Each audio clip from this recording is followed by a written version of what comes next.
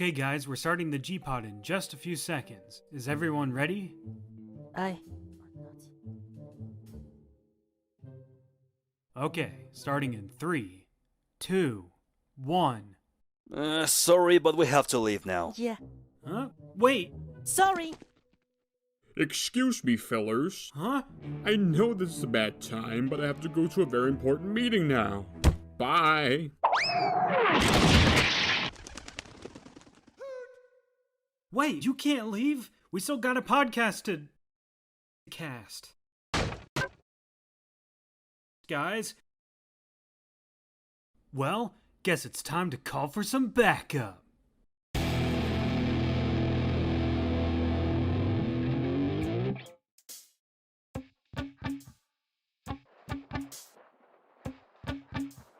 Hey, Spicy.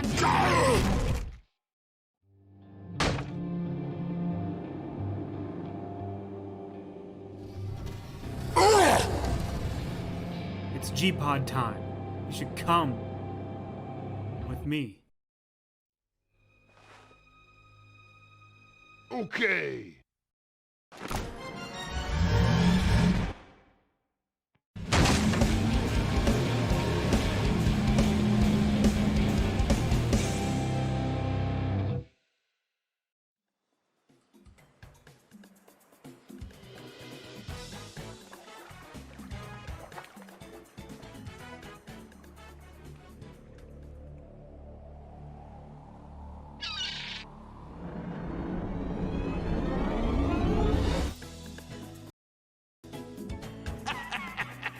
No worries.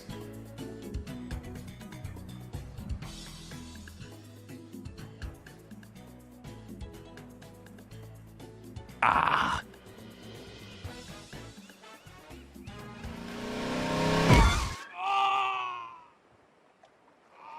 Drat. Well, that's what I get for going into a public pool.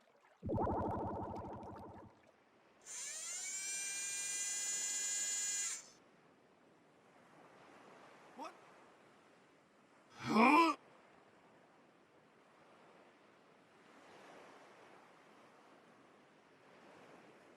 Hello? Ah!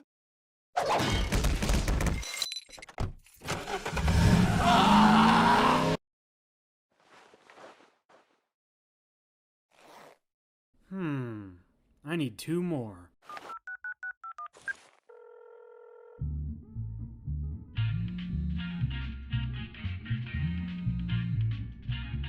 Yeah, hello? Yo, Adanon!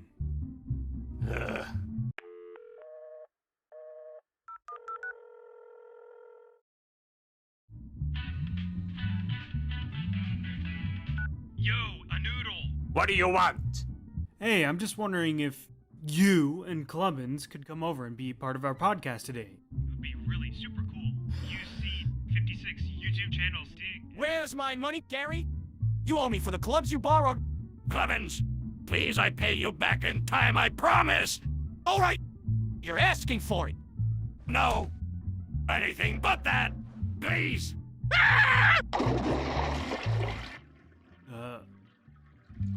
Well, as you can hear, we have way more important matters to do than rather than being your little sidekick for today. So why don't you go and ask someone else to be your little sidekick for today? I'll give you Taco Tuesdays. Say what now? Taco Tuesdays. Taco Tuesday. You know what? That's not a bad deal at all. We'll be right there in a few minutes. Thanks, Anaidon. It's pronounced Anaidon! Clubbins, we're going to have a podcast tonight. Hello, and welcome to the 22nd installation of the Gpod, the only Gary's Mod animation podcast. I am your host, Kamiflage, and joining me today are some really talented animators. Hello. Howdy doody. Greetings. Hi. And we also have Delta. Oh, I didn't I? we- can't hear you. And we also have Snai handling the stream and the visuals today. And speaking of visuals, like, how about that intro? So this G-Pod was very short notice, and that intro was scripted, storyboarded, and animated in only 1 week by Anaidon, Erdamon, Greymations, Saow and Spike, and Viggar. I cannot thank you guys enough for blessing us with this wonderful animation. It's incredible that you were able to do so much in such a little amount of time. And I also want to celebrate that Gpod recently turned 5 years old. So it's cool that, we're still going strong after all these years. And here's to five more. So uh, without further ado, let's jump right into our first topic, which is the talent show collab. Um, so what do you guys think about it? I think it's actually quite exciting, really. It's There's it's. You want Go to say ahead. something? Oh, okay, okay. So the talent show has been going on with all the entrants, all the participants, and so on. So I'm actually quite excited for it. The deadline, there's no accurate deadline at the moment, but it is getting closer, which is a cool thing. Yeah, and I must say, looking at all the participants as well, or a lot of the entries, there's a lot more like really good ones, or ones that like you can really sink your teeth into, like not just Yeah. because they're quite long, or because there's just a lot of really, how do I put it? How do I put this without sounding horrible? There's a lot more better quality ones. Like there's a lot of there's a lot more time. I think a lot more time given, and because the collabs are a lot longer, it feels like it might be pushing it too much. But there's a lot of really long entries that surprised me by like, oh wow, this is really engaging and really fun. I really loved it. Yeah, it's Yeah, like the first two talent show collabs. I'll admit that I've only seen snippets of them, and I did find it a little bit hard to sit through. And what makes this collab better is that there's actually quality control, and people are allowed to post working progresses of their entries, and then have others critique them and vote whether they're good or bad or need some improvements. And that's what I really like about this. I was initially reluctant to join this collab, but Kamiflage encouraged me to. So yeah, it was awesome. yeah, yeah. I was gonna say like this collab is like much bigger than like the two first even together. So it kind of surprised me with how many people are actually joining in. Yeah, there's a lot of entries, but like you guys mentioned, there was like actual quality control this time, and yeah, there were a handful of entries that originally got denied, but then the animator went back and made all these improvements, and they got accepted. And like when you do that sort of thing, like it makes the community stronger and it makes your collab better. So very cool that we're doing that instead of just accepting or denying and then just moving on. Yeah, it's also like Yeah. a great opportunity for animators to just improve themselves overall. To add on to that, it's also just a great opportunity just to show what you can do or show your work. So otherwise, if you say didn't finish an entry or you just don't have the time, you can just give like a little work in progress and people can critique it and just like say, oh look, this looks really cool. It could be improved this way or this might help you. And it's been really helpful, and it's also just been really enlightening or like really fun just to see people grow, honestly.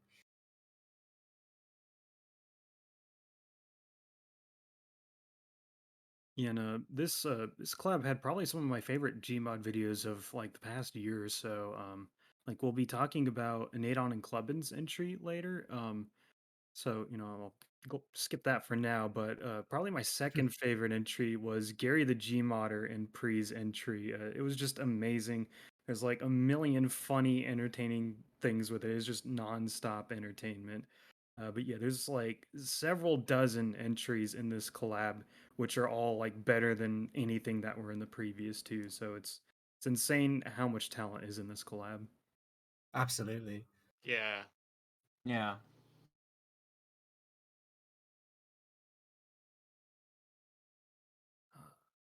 Yeah, so up next we have a new collab to talk about, and we have a cool video to show you. So let's go check that out. Ooh. Cool. Oh, you're going down. Yeah, what he said.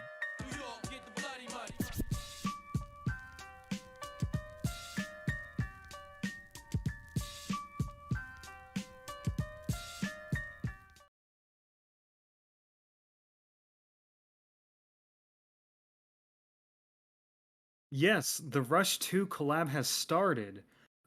It's very cool that we got 61 Gmodders and also 2 SFMers to sign up for this collab. This time it'll be 2v2s, so animators will be working together like in the Gmod collaboration collab. And all of us are joining this collab, so guys, let's talk about your entries. Well, for me and Spunky's entry, like we are working together, and we are going to kick ass clearly, and nothing wrong is gonna happen whatsoever. That's all I can say, cause yeah, that's all I can say. Really, nothing clearly is gonna go wrong, cause we have everything planned. Clubbins and I are gonna be together, and nothing terrible is gonna happen. Like you're gonna leave me or anything. Yeah. Sure. Okay. Yeah. So Good. with my entry, I don't know if I told you this, Anaidon. I'm working with Penel in this one. What? Pen. He gave me $20, and you know I can't really say no to $20. What do you mean? What do you mean he gave you 20 bucks? Why do you go over him for 20 bucks? We were going to go and steal a diamond that's worth more than 20 bucks. Why you go over him? See, it's $20. It's Like, 20 I'm not bucks. gonna... Listen. Okay, fine. What were the chances that it was gonna go well anyway? Like, if we're being honest here. I swear, it will go well, I promise you. And once I get the diamond, I swear you're gonna come crying to me. I swear to you, Sure. I'm gonna be so rich after when I sell it. You said this at the start of the talent show, the 3rd edition, but we'll talk about that later anyway. But it was going well. Was it? Yeah, it was going well into some douches that are currently in the car right now went to the bathroom for no fucking reason. So anyway, I'm working with Penel in Rush 2. So in this one, as I say, he gave me $20 to work with him. But yeah, we'll be doing an entry together. He's very much a technical wizard. He knows a lot of stuff that I'm completely like. It's all complete magic to me. So that'll be interesting to work with. We've got like an idea of what we want to do, a little storyboard, and yeah, we'll be facing off a few other Gmodders that we've had a few scrapes with in the past. So we'll see how that goes. Alright, well, I'm working together with a Sunkiller Hedgehog, and, you know, we were just out looking for treasure when we got rudely interrupted by 2 engineers, so, you know, obviously we gotta do something about that. So expect a big smackdown on those 2. And, I guess for the intro itself, well, I've been editing the map and making a few custom props to hopefully spice things up a little bit. Other than that, I kind of want to keep it a bit of a surprise of what we're gonna do with them.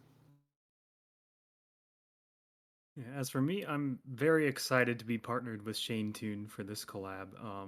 You know, Shane's a cool dude. I've made fun of him in my other videos, and somehow we're teaming up in this one.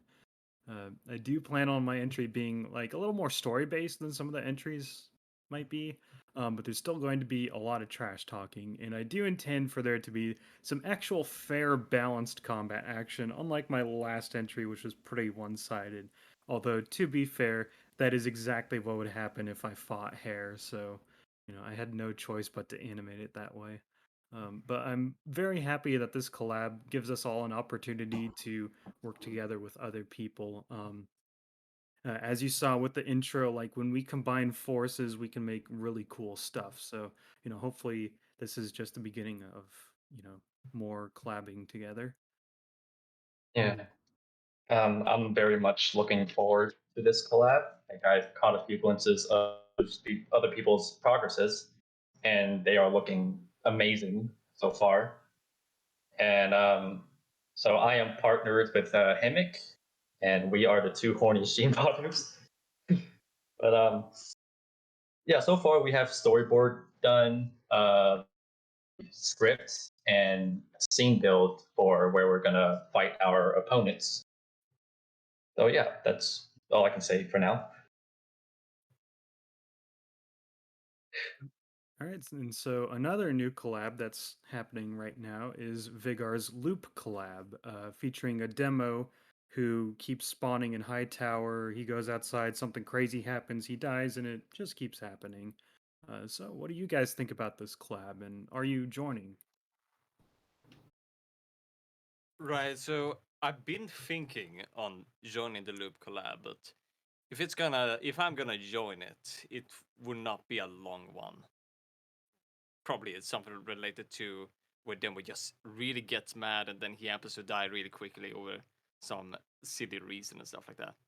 So I'm still pondering on it, depending on if I have any available time in the coming month or so. Yeah, it's one of the collabs I've actually really been wanting to get involved with, either because I could make a short one, which is great quality, and it'll still fit in because, well, the concept that Viggar's come up with, I think there's so much you can do with it. It's a very adaptable form for a collaboration, definitely.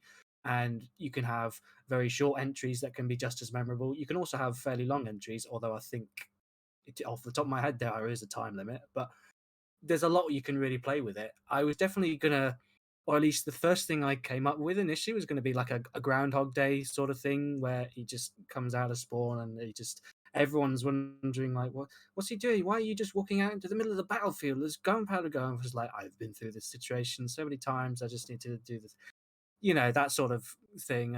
But I wanted to rework it or maybe do something different or maybe I don't know, try something new with it or maybe challenge myself with something. But yeah, I haven't decided if I'm going to be doing a shorter entry or a longer entry or goodness knows. But it's definitely a collab I want to join. Absolutely. Well, as I think I'm the only one in here who's actually made an entry for it, so I guess I can talk a little bit about that. I initially had a bit of trouble figuring out what to make my entry for, but then I made the Smexual one where like Ornithology Spy like steals a car, so I figured I could make an animation with him, and that's how I ended up with bird watching gone very wrong. And well, I guess I can talk about an odd thing I noticed. There's some other entries for it that got denied that more or less, like, before I made mine, kind of starts the same way, but I didn't notice that until after I made mine, so I don't know if, like, Viggar noticed that too or something. And I guess I can talk about a little trick I discovered with the easy animation tool that you use to pose a ragdoll. Because when I had the sniper like try to pull back the bow, I had a bit of trouble how to actually like posing him properly. So I tried to use the easy animation tool to kind of get a reference for it. But then I discovered that if you like uneasy animation them, the ragdoll will actually keep the animation pose afterwards. So I can use that as like a template for how I want to animate him actually like firing the bow. So that's kind of neat trick I figured out with that tool. And don't really have much else to say about it. It's, I guess, it's somewhat medium length entry. I think it's just over 2 minutes, so. But it's mostly just like dramatic shots of birds in danger. I was very happy to see Ornithologist Spy come back. I think you introduced him in a Smexual earlier this year. Yeah, like the previous video. That's kind of where I got the idea to actually what to make for the entry. Yeah, it's a pretty great character. Definitely like feels kind of old school, but it's Yeah, very entertaining. I'll see if I can get him into like more videos in the future. It's definitely like really refreshing to see because especially with TF2 characters or like freaks, everyone comes with something really over the top, and it's nice to see like characters come out that are actually a bit more down to earth and have a bit more like a role in storytelling, or like you slowly build the character over time. So I think it's really nice. It's a really nice idea, really nice character. And I'm looking forward to this collab. Thanks. I think Loop collab is like it's the right amount of there's structure, but it's a pretty open concept, so you can do a lot of things with it. And usually collabs that are that way perform a little better than a collab that's quite restrictive in the topic, like a cooking collab or something like that. Um, Mm. I Yeah. do think it's kind of an unfortunate time for this collab because Talent Show 3 is wrapping up and Rush 2 is happening right now. And that's probably drawing a lot of attention away from the Loop collab. But the Loop collab is extended throughout December, so there is time for an entry. And if it's enough time for me, I would like to join. I have an idea for an entry that should be pretty good, um, especially if Spicy over here helps me make it. Yeah, I would be happy to. And so, Spicy, what are your thoughts on the collab? Loop collab. I I'm excited to see what people have. It's certainly one of those collabs where literally anything can happen, so that leaves a lot of room for creativity. But I am definitely looking forward to working with you if we ever get a chance to. All right, and so we have one more collab to talk about. It's definitely the most collab ever. We're talking about the Among Us collab. So, Anaidon, what did you think about this Wow. incredibly sussy collab? Whoa. It was incredibly sus. Like, so sus that I couldn't trust anyone on the ship, even for I was never there, or was I? Don't say anyone, don't tell anyone that I was on the ship. Or was I on the ship? That's It's really sounding pretty sus. sus, if you ask me. Well, no, I promise I am not sus, I swear. The one that is probably most suspicious around here could be, the one in the yellow hat.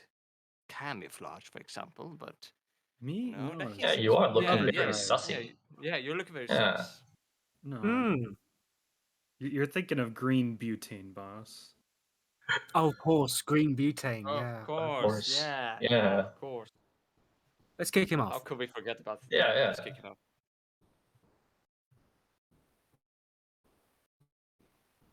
So Okay. Oh, I guess it's my turn to talk. So, Can someone I press? was Can someone press the button? yeah, just get Hold him on, out. I'm gonna press the button to reject him out of here. Okay, Oh, out you go. Oh, I've oh, he's gone. Oh, for It's gone. Christ. It's gone now. Oh god. Okay, I was like Figure it out, invited to this it's collab like a impossible. week before the deadline ended, so it just kind of like responded with aggressive ventilation noises. That's pretty much all I could think of. Yeah, and for Yeah, me, you go first. I think also just as a, even though like it was clearly like a shit posty sort of low effort sort of thing, I was really surprised at how even like with putting so little effort or like just sort of playing around with the old classic sort of ragdoll physics and everything, it was still really entertaining and quite funny, and it did remind me a lot about the old Kitio 706 sort of vibe, or the old classic Gmod videos that you'd watch. It was very much made me realize, okay, I still find that stuff is still funny, and like even the ones that actually put a bit more effort into it than you would expect, it was just like, okay, I'm having a lot of fun with this. I don't even care. Yeah, it was good fun. Yeah, it's honestly one of the most entertaining collabs I've ever watched. Like, I was actually able to sit through this twice. I sit through it a third time, but it's great. Now, a lot of talented people behind it. Yeah, and I was inspired by Ken's entry because he put like way too much effort into it. So Yeah, it was my Yeah. goal to make an entry so bad that the two would average out to be, like the rest of the entries. So like I think my brainstorming, and if you can even call it scripting, that all took about 20 minutes, and then I made everything in as little time as possible. And so I just made it intentionally bad, so bad that it goes beyond being ironically like so bad it's good and was just plain bad. Hmm. Um, really the only part that I truly like is the part where the rat evicts the toad, because that is the best video on YouTube. And then I am proud of the end when Maz is using the jukebox and it's playing all these songs that say Among Us. And yeah, That's a great joke. this collab was like, it was so much fun and like, so easy that we're thinking about doing something like this every year for April Fools. So stay tuned for some foolsing in the future. Absolutely. So Spicy, you talked a little bit earlier. Like, do you have anything more to say, or should we move on to our next topic? We can move on. I don't have much to say. Okay, so first I will say we got a lot of love in chat for, this Among Us. It seems a lot of people love Among Us. And so, Yeah. speaking of chat, if you guys have any questions that you want to ask us, which we will answer at the end, then go ahead and mention it in the chat and we'll try to get to it. But our next topic is, what is the highest budget scene you've ever animated? So this would be the scene that took the most effort or the most amount of like extra work, like creating your own assets. Basically, what's your most impressive scene that you've animated? Okay. So the highest budget scene that I've ever animated in terms of like how much time it took, and how much add-on that I had to like install was actually a deleted scene from NG's Escape Adventures. It was like a side-scrolling fight scene. I was trying to like, the goal was to emulate a fighting game basically, and it was really difficult to pull off, because I had zero reference for the animation. Like I literally had to get up from my chair and then act out the movements. It's just that I didn't have a video, and I don't really like the idea of shooting a video of myself performing those moves. So yeah, and the part where Spy jumps in the air and like transforms into a barrel, that was also really hard to get right. Like I tried to make that transition as seamless as possible. So what I did was I picked a crop that was like blue, and I tried to recolor it to get it like closely matched to Spy's uniform. So yeah, that took a lot of time. And that was actually the video. The video that I submitted for that deleted part is actually a work in progress version. I did have a finalized version where it had a crowd cheering in the background, but unfortunately, that's been lost in another computer that doesn't work anymore. Yeah, Just a bummer. Wasn't that the first video on your channel? Yes. Yeah, because I I was gonna remember. You go first. I was gonna say, because I feel like I discovered you watching that entry, and because I remember that was the first thing I ever saw from your channel, and I think this was before I'd even like got properly involved with like House of Gmodders and everything. It was like, oh wow, this is such a cool entry. When I think I was halfway through watching the collab, and I noticed it, I was like, oh, this is really cool. I love this one. But yeah, so well done, by the way. It's like, it's really nice. Yeah. Like I've made Gmod videos before that, but I never uploaded them. Yeah, So yeah, I've had like some experience with it. I think I started in 2014. So yeah. I remember seeing that entry, and it's like, how is there this Gmodder that I've never heard of that's animating all this like really good looking stuff? And like, you can kind of tell, like, this isn't a beginner. This is someone that's been doing it for a while. So if there's any other secret Gmodders out there that are not loading their videos, just upload it. We're a cool, loving community. Like, if you make cool stuff, like, it's gonna make people happy, and yeah. We all love to see them. Yes. Absolutely. Yes. Please be among us.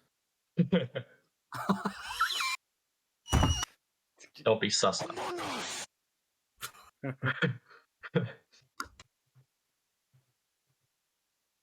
All right, I guess we can talk about mine now.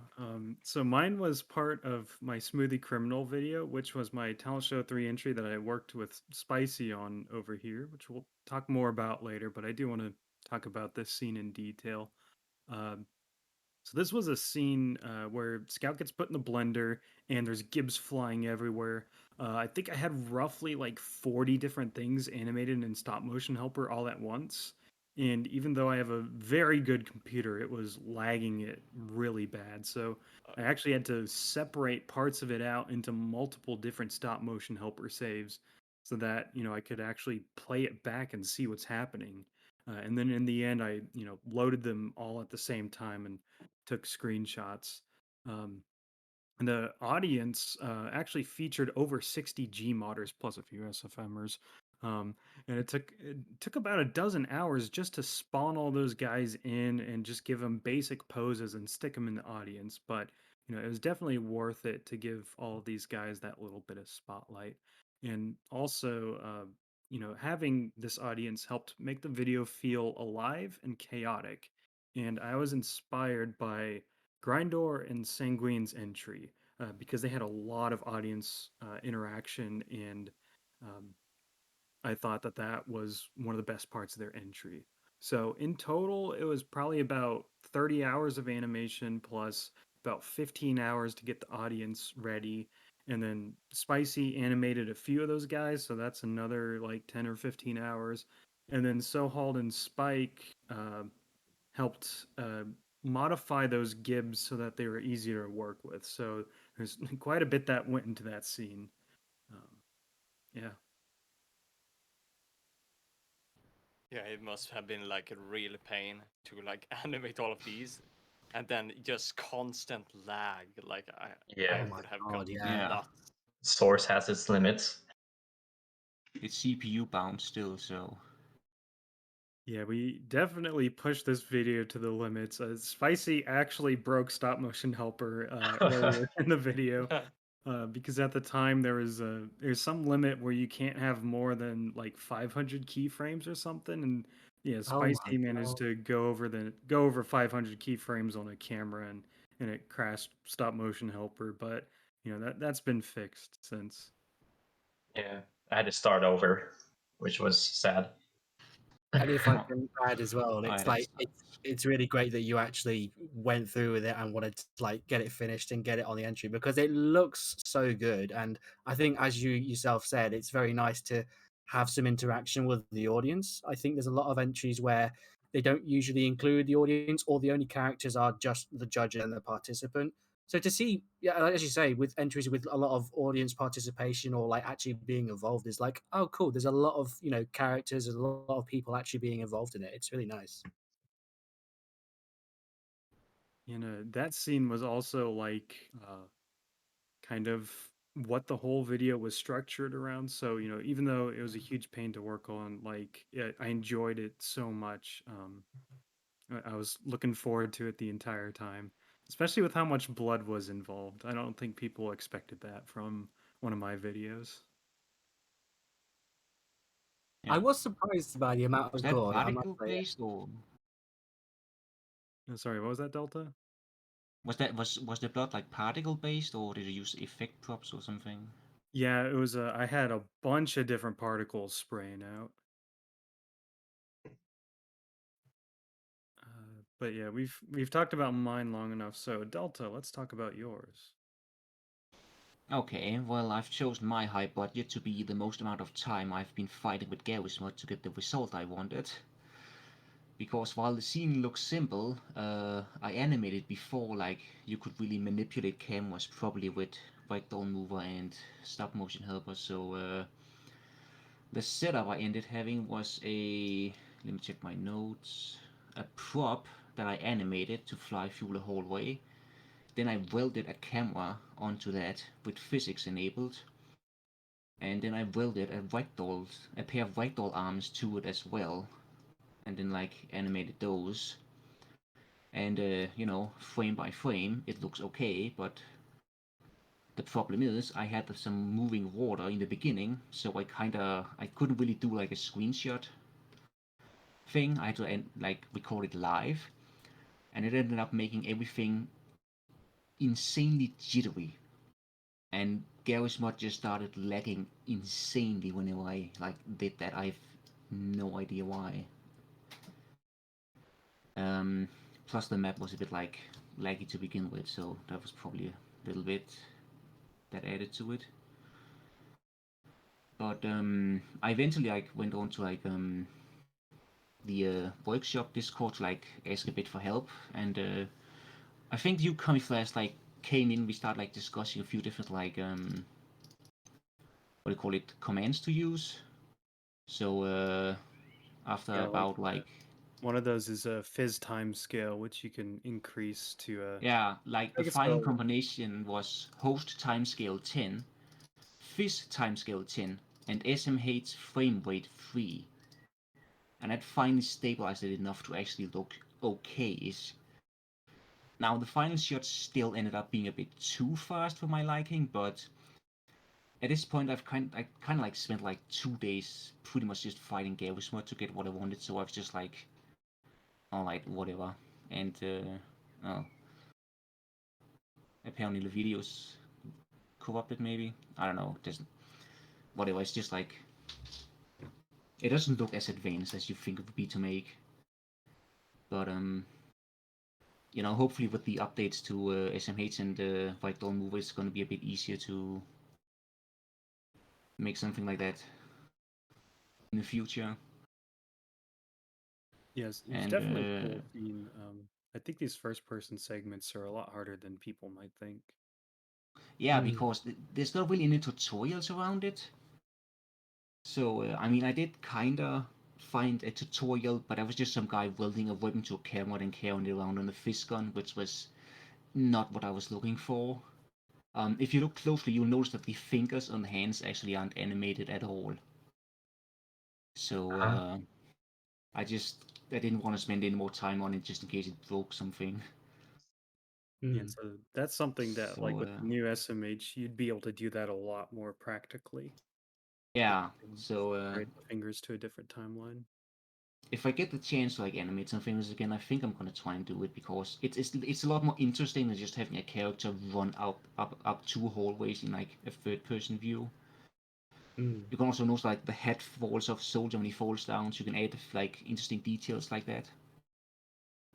Yeah. One thing I like is you don't just you didn't make a loop of the arms moving and just have him running. You have him interacting with the scenery, he leans over and pushes off an object as he takes a turn. He stumbles.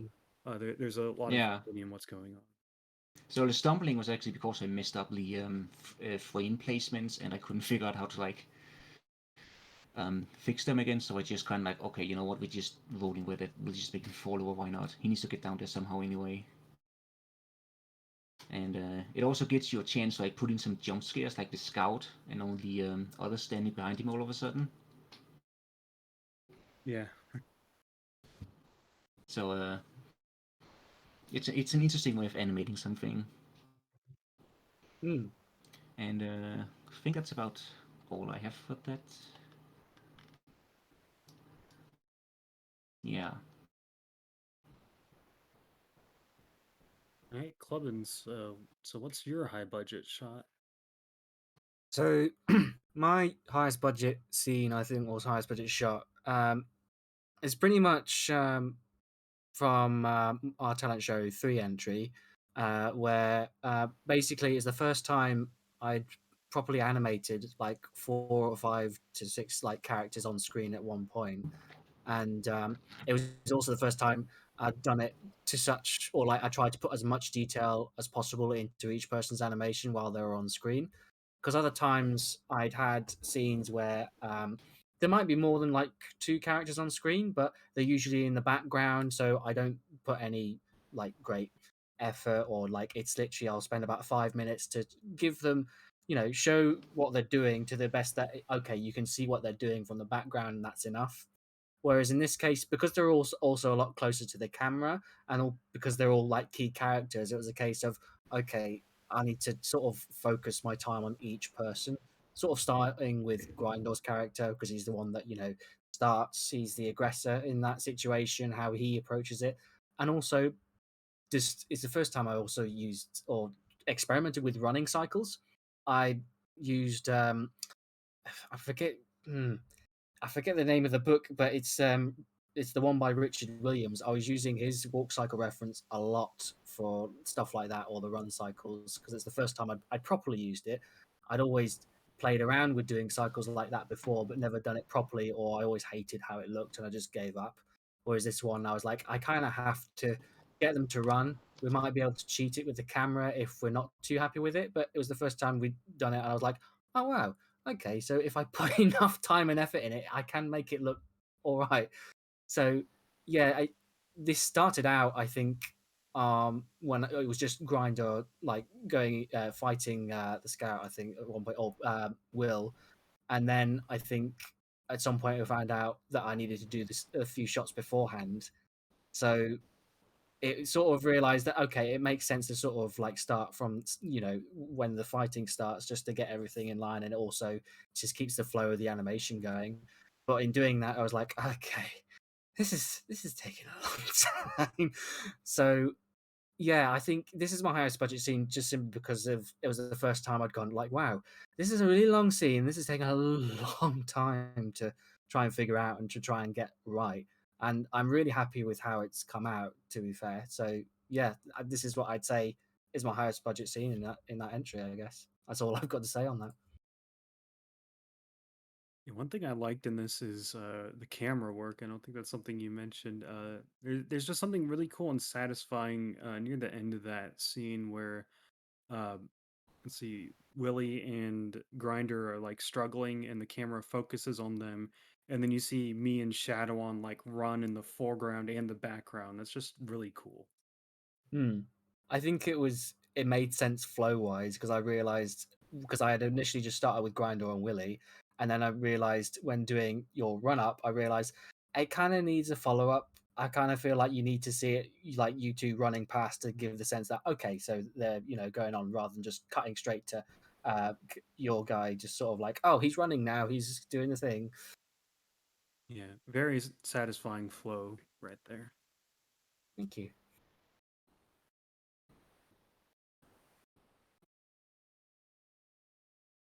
All right, so Anaidon, what is your high budget scene? Okay, so there is a lot of high budget scenes I could mention, but if there were two I would choose, it would either be the podcast right now or the talent show, but we're gonna go with the talent show. So, with the talent show, I was incredibly rusty back then. So, I just went back with barely any experience again. So, I had to relearn everything that I was doing Gmod stuff. But so me and Clubbins walked together, and we were near the deadline and stuff. And during a certain part where we had like extra time to work on the talent show, we had shit. Okay, I just had a brain fart right now. So It happens. pardon me for a second. Pardon me for a second. Okay. So like the current scene that I was working, this was before the scene that you see here right now was not actually supposed to be in the scene at all. This was added in as an extra because we had extra time, because I found out like it was originally supposed to be 5 minutes. But since we found out there was an entry that was like over 8 minutes long, I was like, okay, you know what? Screw it. I'm gonna add the extra details and add something extra to it. So I decided to add this scene with Kamiflage. So before this scene, the Kamiflage got frozen in it, and then Kamiflage decided to use the body of the Kamiflage to just run up to me, and I was having a hard time to stay motivated during this part. So I just blasted my music of listening to Willwood by by staying motivated. So shit. But yeah, like this is probably the most big budget scene because I spent lots of time doing the walk cycle correctly and all the action thing and the timing as well. If There's I not much I can say about it. if I could also add as well, like, because obviously we worked together on this entry, and I just remember like getting obviously your original storyboard. It was 5 minutes long, and obviously that segment wasn't there, and I just thought, initially I had in the back of my mind, I don't know how well that flows, but we've only got 5 minutes, so we're just gonna have to do all that, do the thing. And then obviously when we found out later, there's more entries that have gone over the 5 minute limit. And then when I'd like shown my bits, and then you showed me a render of that bit, I was just like, "Oh, that's new. I've not seen this before. Where's this Yeah. come from?" And it was great because I thought, "Oh my god, this flows so much better now." It was Yeah, it so did. worthwhile putting the effort in. So, and also fair play to you because you had to do a lot of visual effects in there. And I thought if I had that part, I'd want to kill myself. To be quite frank, I hate having to do visual stuff or anything to do with the editing software. So, yeah, fair play to you. Introducing that extra segment, I think, was so worthwhile. So it definitely improved the quality of our entry, even just with that short segment, leaps and bounds. So yeah, well done, fair play. Yeah, thank you. It flows way much better than the previous version of the talent show entry that we had. So I'm really happy that the extra time spent on these scenes are there. Mm. So I'm really happy about that result. Absolutely. And I hadn't thought too much about it until you mentioned it, but yeah, the particles and effects in this are pretty impressive, especially when you shoot my brother in that. It's like you got your particle from the tool gun, and then you've got the exploding, frozen version of me. You've got a little like kind of like black hole effect going on in there, and you've got like smoke and dust from the explosion all going on at the same time, and it looks good, which is maybe why I didn't really notice it because, often particles are something that you mostly notice when they're bad. So nice work on that. Definitely. Yeah. Yeah, like you wouldn't know that scene was added in spontaneously without you actually saying anything because everything just flows so well together.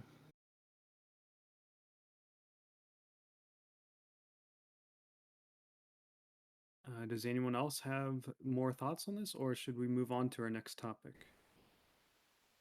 Move on.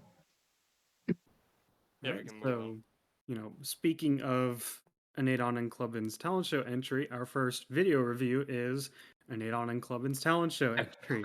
Oh, here we go. So yeah, Spicy, what did you think about this entry as a whole? Hands down, like the best entry of the collab. And despite being almost 8 minutes, it did not feel like 8 minutes because everything from the writing to the pacing to the animation, it is just so well done that I was never bored watching it. So yeah, well done. Props to you too. Like that, this is awesome. Yeah, there Thank are you. like 2-minute entries that have been in this collab that feel way longer than this 8-minute entry, so that's impressive. I didn't mean to like steal your spotlight there, Spicy. So, do you have anything more?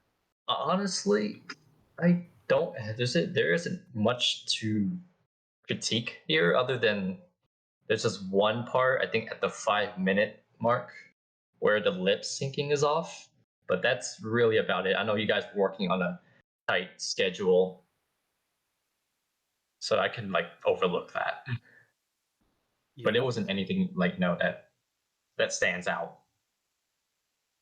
that was going to be my one critique for that is the lip sync is like a little bit lower quality than everything else, which to be fair, everything else is very high quality.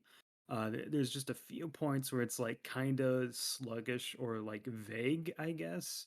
Yeah.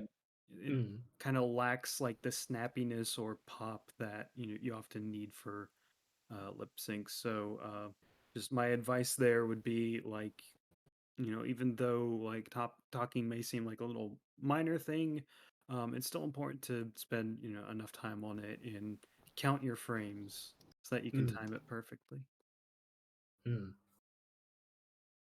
But yeah, the animation quality was just consistently very good throughout the entire thing, and there's also like we mentioned this earlier with the audience, but you guys did a really good job of having the audience doing stuff in the background.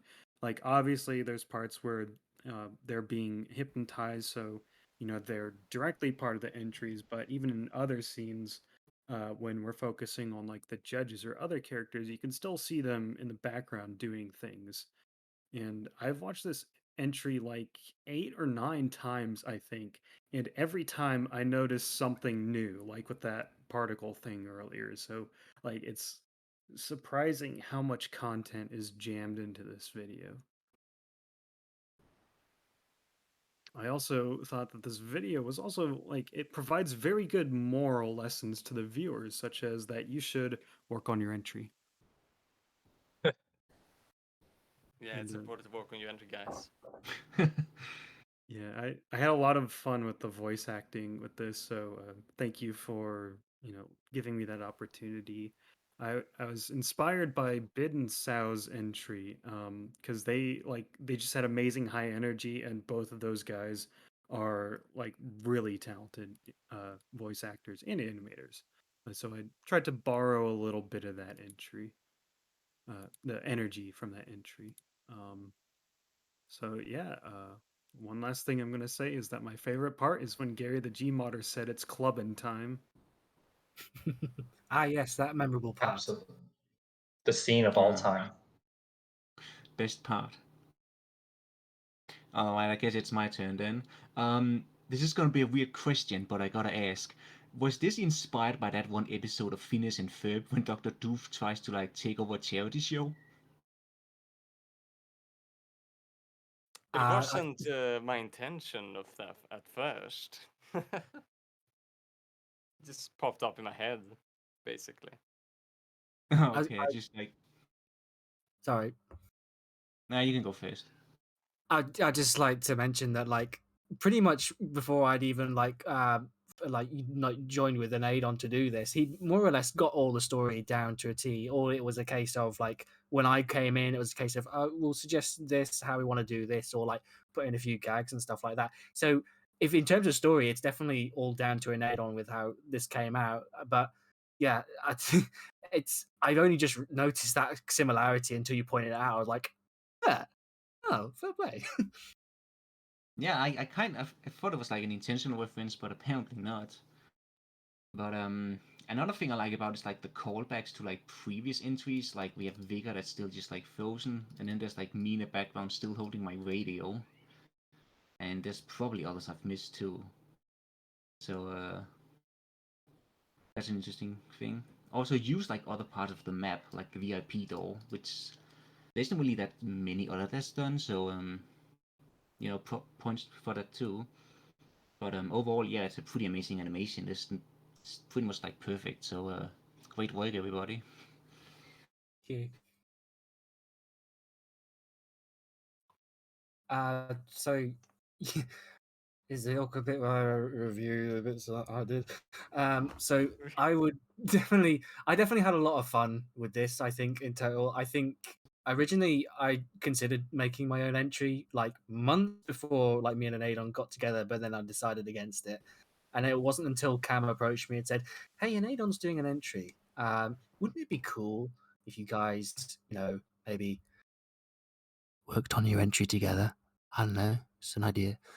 I was like, that is an idea. So that was when reached out to Anaidon, obviously, and we started talking about it and just like finding out what his plans were and everything. So he shared saves, and it just sort of kind of spiraled from there. So yeah, I think I've already said it, but I'll just say that in terms of story, in terms of like the ideas that came behind it, it's all pretty much down to Anaidon.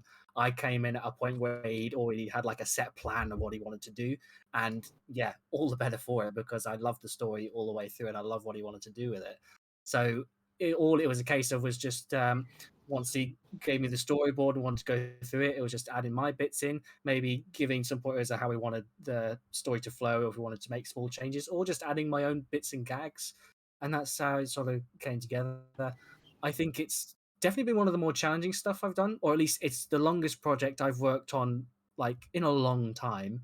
So I've definitely felt a bit rusty, but there was also a lot of stuff, as I mentioned, with my highest budget scenes that I hadn't done before. I was trying new things, and also to mention with the lip sync as well. I think this is the first time I've properly actually, started counting frames, started properly working on lip sync, and it probably, yeah, as you say, still needs work, but it's definitely something I'll grow and continue over time the more practice I get.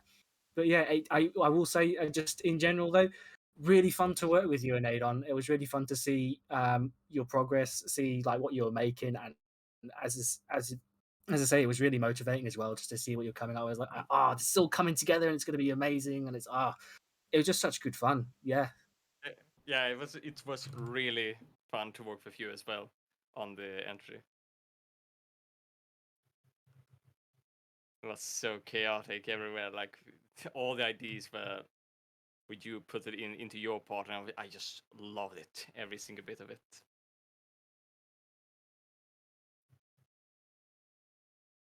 And so this was both of your first time working with another Gmodder on a video, right? Yeah, I yeah, think so. Yeah. yeah. And so, like, what are your thoughts on that? Like, do you think you two will work together on future stuff, or if you'll, like, try to find other Gmodders to work with? What are your thoughts?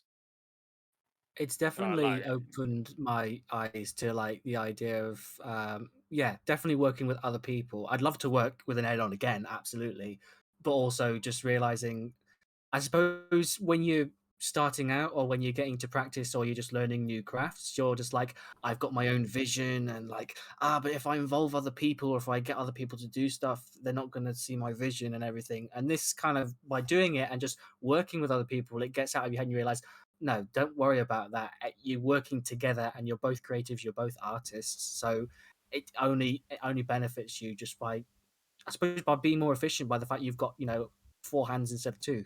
So I suppose it's a great way to get out of this, ego, artistic ego mindset, where it's like, but I need to film my vision. I need to film, it's my vision. No, just like, everyone's got their own vision and they've got their own ideas. Start, talking to each other, collaborate, and it's really opened my eyes to the idea of like, yes, let's get involved. Let's actually speak. Let's see what other artists want to come up with. Let's see what we want to do. Yeah, that was very well said. yeah, you're right about the whole like vision thing. Like, if you properly communicate in the storyboard, then like, the vision will still be realized. But Exactly. even if even if it's not your vision, it's still going to be the other animator's vision. And like you said, we're all creative, so that's not a bad thing. Hmm. So do we have any more comments on that, or should we move on to our next video review? We can move on. All right, so our next video review is also from the Talent Show 3 collab. This time it is my entry that I worked together with Spicy Hamburger on, Smoothie Criminal. So, Anaidon, what are your thoughts on this? my general reaction to the very entry so far, like the first thing, like I thought in my mind, like, what's it gonna be? It's Kamiflage that's in this. It could be anything. Like, I didn't expect Monsieur here to come in. Like with the table was so well animated there, and there was a lot of stuff there. Like, what was your general? Yeah, the table. We can't forget about the table sound there. That little thing. Like, we already discussed about the amount of time it must have taken. So I was immediately shocked about all the projectiles that was flying and stuff like that. So, but it was a general very fun and entertaining entry, with Monsieur doing amazing voice acting as always. Hmm. So we can never be disappointed by Monsieur's professional voice acting. Yeah. I don't think he read off a script. I think he improvised most of the lines he gave us, which is awesome. Yeah, So it really See, adds character. It really adds character. Yeah, I gave him a few. Like I think the smoothie criminal pun. Well, do we even use that line in it? I forget if we actually say smoothie criminal in the video. That's kind of embarrassing. Smoothie brain. But, yeah. That like smoothie brain was my line. A lot of the rest is like improv, but we gave him context. Yeah, we also got to give Mini Fet some credit because he also improvised some lines too, I believe. Yeah, I asked him to say something about the cooking collab, and the line he gave us is like maybe the most quoted part of the entry. So I take zero credit for that. That's all Mini Fet in his amazing Scout impersonation. Iconic. I didn't know he could impersonate Scout.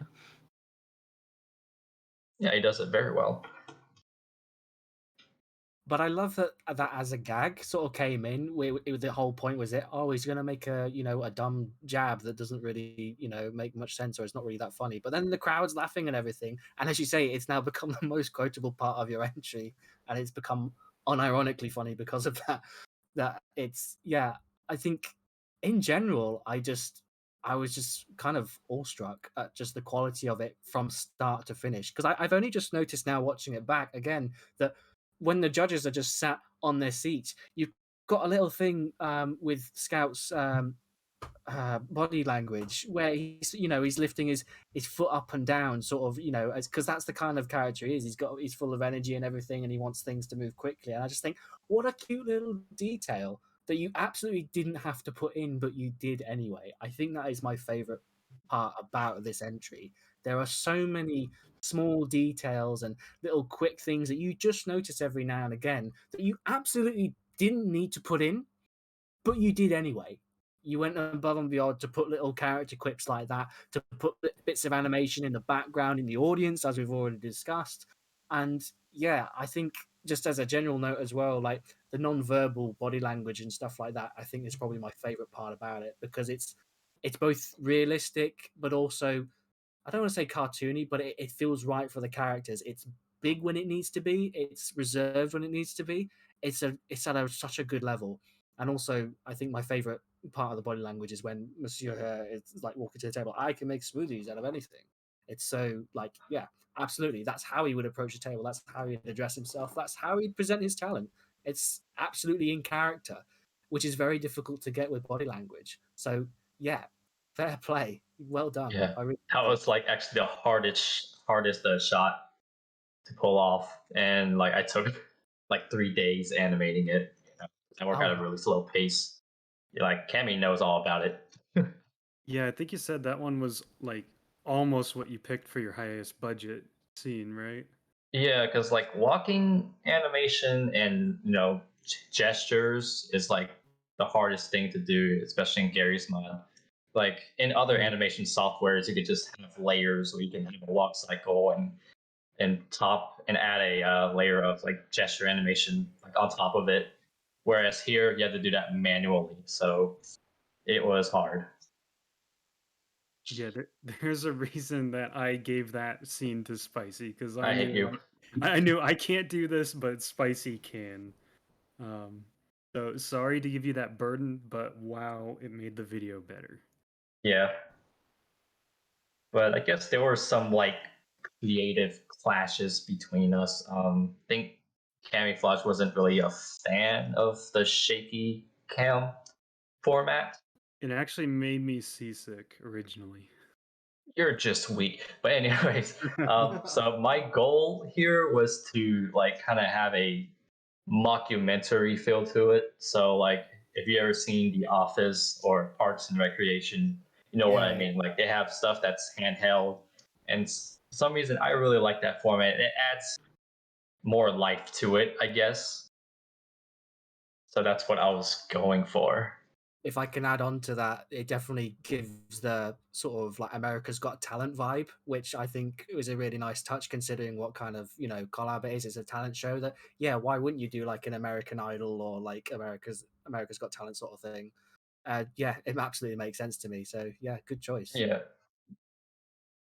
Yeah, I did agree with your decision to give this video kind of like an awkward feel to it. Like one of my favorite examples of that is when Hare dares the scout to say that to his face, and then the camera zooms out and the scout is already there.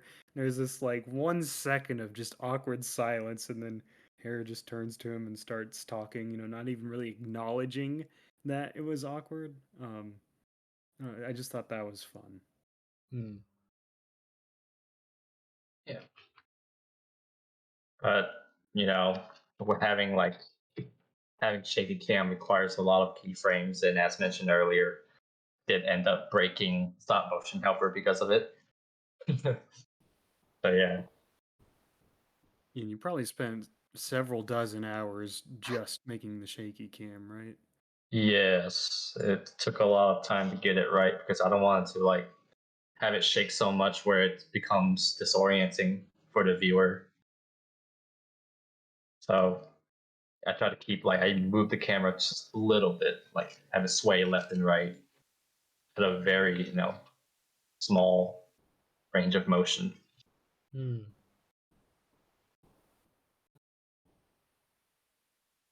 But in the end, it turned out great, and I can't wait to work with Kamiflage in the future. Yeah, like I had a good feeling that we'd make a good team. I think that it even exceeded my expectations. So we might be working together in the future on quite a few videos. Yeah.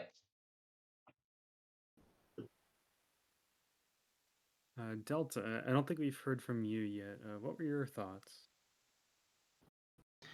Well, you kind of hit all the points already. So, I mean, again, it's one of those videos where like every time you watch it, you notice something new. I just noticed that like when the chips are like spraying all over the audience, like Spicy just eats one of them, like completely stone faced. So that's a pretty good one. I will say like the camera movement, it works well in the intro, but it kind of overstays its welcome if I'm being like entirely honest. So it's not bad enough to make me seasick, but it is a bit distracting. But artistic vision, I guess. And yeah, that's about it. I know. Did the Pyro have a custom voice? Who did that?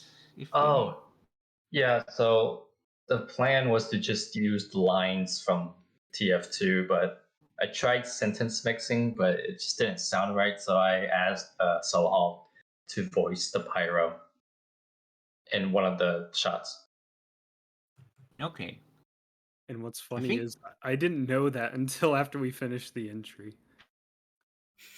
Like I thought it was a real pyro line.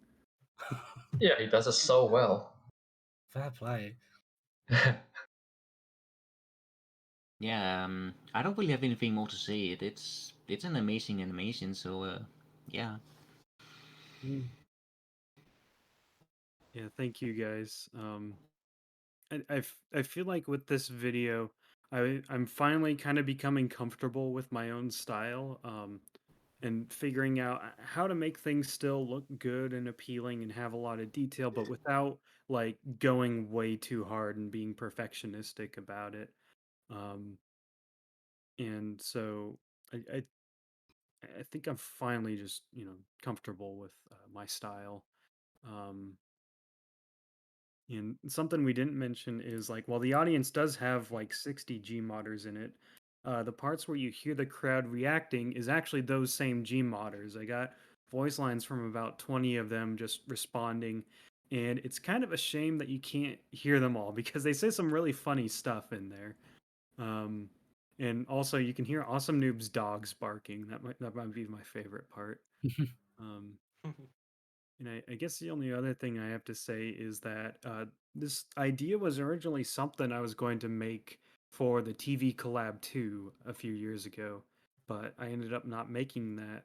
But I kept the idea. And then all these years later, we made it, and it just worked really well in this collab. So always keep your ideas, even if you don't think they're that great, or if they were for some collab that's already passed, because you never know when some or all of that idea could be useful in the future. Hmm.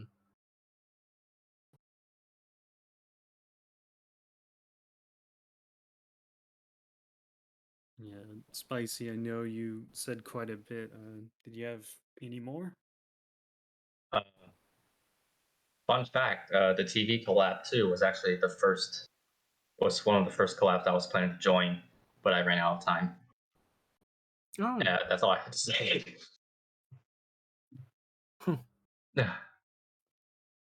All right, so now we're going to move on to the last part of the G Pod where we answer chat questions. So if any more of you have questions, bring them on. We do have quite a few already, so we might not get through all of them.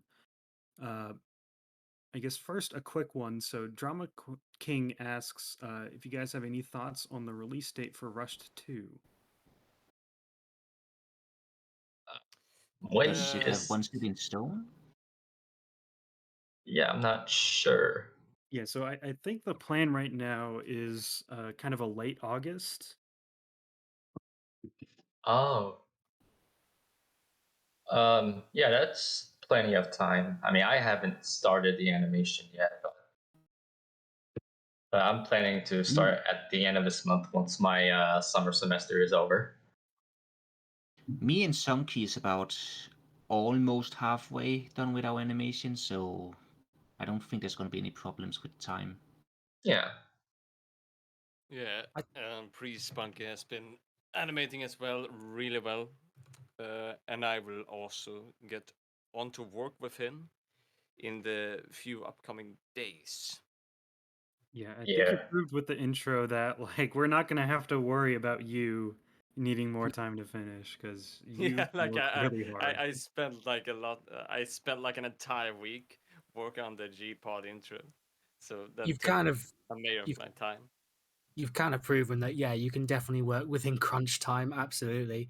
As for me, I think, well, me and Pen will definitely need to actually, because we're still in planning stages at the minute, so we kind of need to get our bums in gear. But it'll be easier now, I think, because I'm back home. I think Penel will be on holiday soon, so hopefully we'll be getting started fairly soon once we've got all the storyboard done, or just the general idea what we want, how we want the entry to go. So yeah, we'll be kicking ourselves up the bum to get that sorted, I think, or make a start on it at least soon. Yeah, and for me and Shane, like our schedules like do not line up well at all. Like my free time is in the weekend, his is during the weekdays, so that's made planning a little difficult. But I do know from the past, like I work well in crunch time, so I'm not too worried about meeting the deadline. I'm just worried that I might have to stress out about it and crunch it. Mm.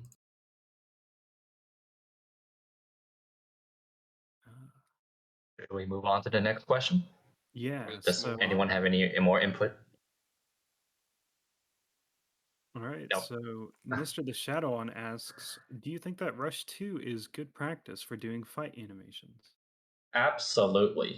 Since Yes. the whole point like of the collab is just fighting. That's like the thing here. Yeah, the only fighting I've done before was like the Morbius video I made for like as like a training video. So That's an awesome video that everyone should watch. yes. Certainly the video of all time.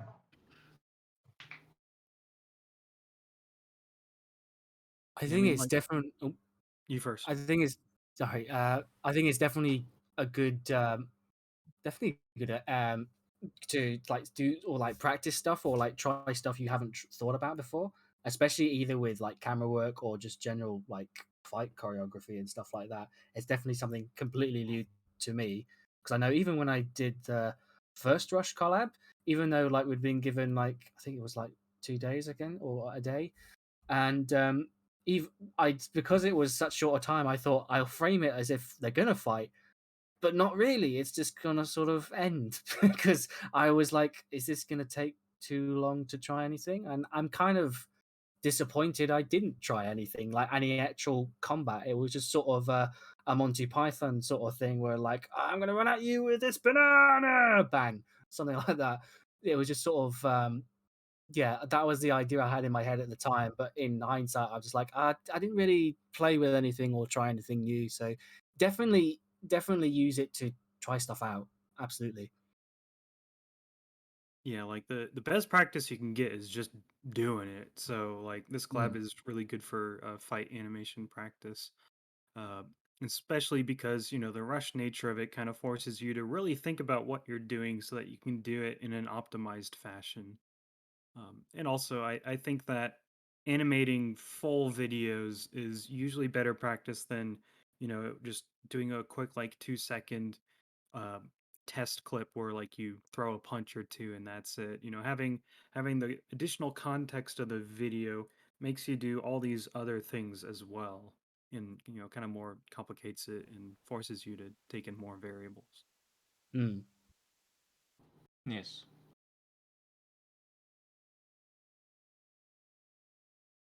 All right, anything else or move on to the next? I have no more inputs, so I think we can move on unless someone has something to say. No, we can move No, on. no, no. No? Okay. All right, so Viggar asks, how has working with a partner been? Do you want to work with a partner outside of collabs? So I guess I'll start this one. Like it should be pretty obvious since I hosted the Gmod collaboration collab like 5 years ago now, and I I've in the past I have pressured people to be in teams in other collabs. That I'm a big fan of teamwork. I think it brings out some of our best work, because when you work together you combine your strengths and your weaknesses kind of disappear, because I might suck at something but my partner can be good at it, so he kind of covers up the parts that I'm not good at. And so uh, right now, I've never worked with someone else on a non-collab entry, but that's mostly just because I've only really been doing collab entries lately. In the future, I think that like my non-collab entry videos, I'll get Spicy to help me as much as he wants, and maybe someone else.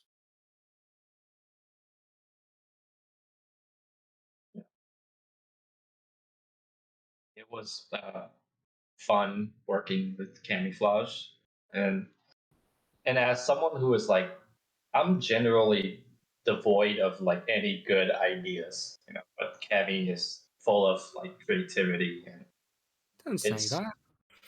Don't say that. No. well, I mean, my entire channel has like been mostly dedicated, well, not mostly, entirely dedicated to collabs because I don't have any ideas of my own yet. But it's it's great working with Kamiflage.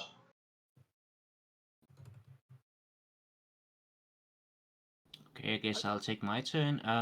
Despite having been like a team modder for like 10 years now, I've never actually worked together with someone before, so it's definitely been a fun and interesting experience, and it's one I would recommend for everyone to try out at least. So yeah, I would like to work with someone outside of a collab on like a proper video at some point.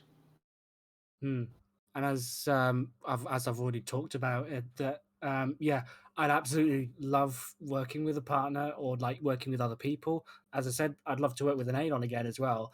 And even outside of collabs, I think it's definitely a great idea to like if you've got an idea or something that you just want to put out there, or you like put in a Discord server, say, hey, I've got this cool idea for we could do this and that, and someone goes, hey, that sounds really cool. Yeah, let's have a go at that. Because I know for a fact I've seen stuff like that happen in like different Discord servers where we've got people working on different projects together, or like they've put their ideas in, and people's like, "Oh, that sounds really cool. Yeah, let's get involved in that." And I think honestly, all the better for it.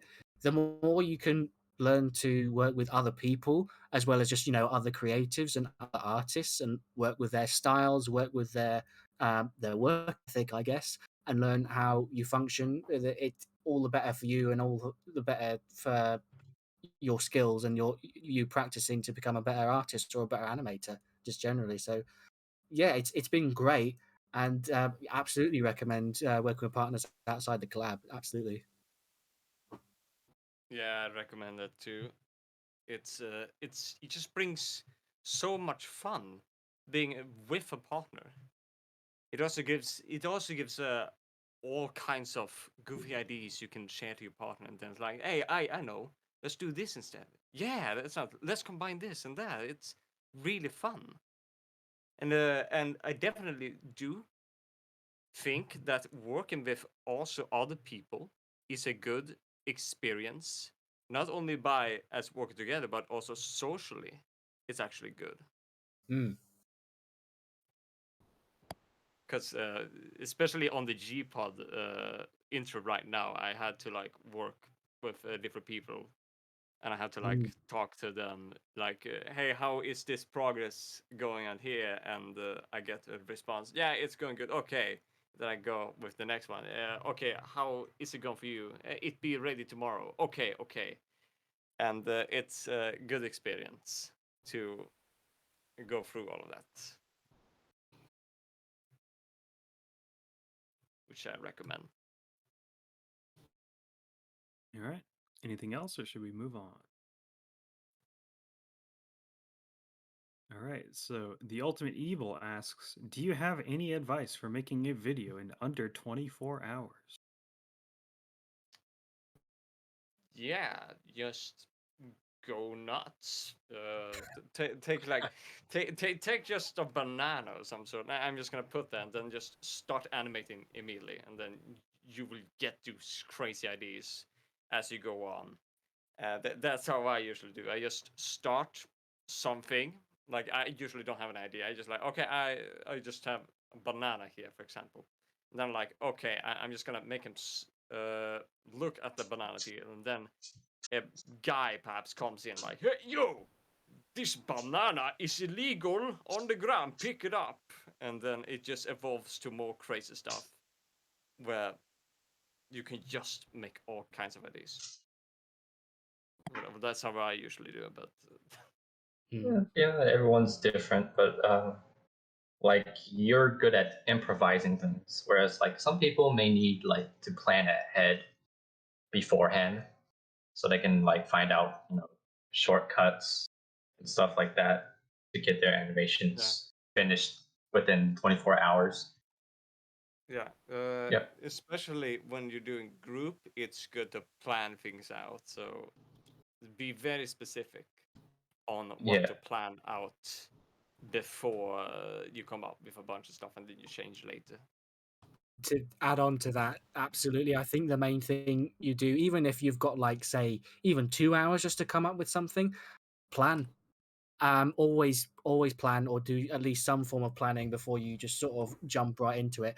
Because even when you've got limited time, you think, oh, I need to kind of put as much into like just animating it as possible, even if I've not got a clue what I'm doing. Just spend time, even if it's 20 minutes, just planning something, having a set idea. Because the only time I've really had to animate or make something in that kind of time frame was again the first Rush collab. And in that case, I had an idea what I wanted to do, and I had a general sense of what I wanted to do, but I didn't do any real planning. And so I found as I kept working and working on it, I realized this has gone further and further away from the vision I was going for, and as a result, I'm not 100% happy with it, if I'm honest. So planning is always going to be helpful, even if you've got like 30 minutes or an hour to do something. So plan, absolutely, definitely get planning, even if you've got 24 hours. Yeah, I was gonna say like the easiest way to make a video in under a day is like just have a simple joke and then just focus on that. Like just have a general layout of the plan. Like the last video I made in less than a day, I think was about 2 hours in total, was Heavy Artist, where he just sits at his computer, uses a painting program wrong and it explodes and that's it. I think one strategy that helped me in the first Rushed collab is to try to figure out a few points in your video where the video would be fine if they were cut out and save those parts for last. There's a portion of my video where it's where I'm shooting a bunch of cinder blocks at hair, and I figured that was like the least important part of the entry. So even though it wasn't the last part of the entry, it was the last part I animated, and that's why the quality is really low and it's kind of simple because I didn't have quite enough time to make my original vision of it. But it's a good thing that I saved it for last because if I had put all the effort into that, then the ending would have been bad, and the ending was more important. So priorities, basically.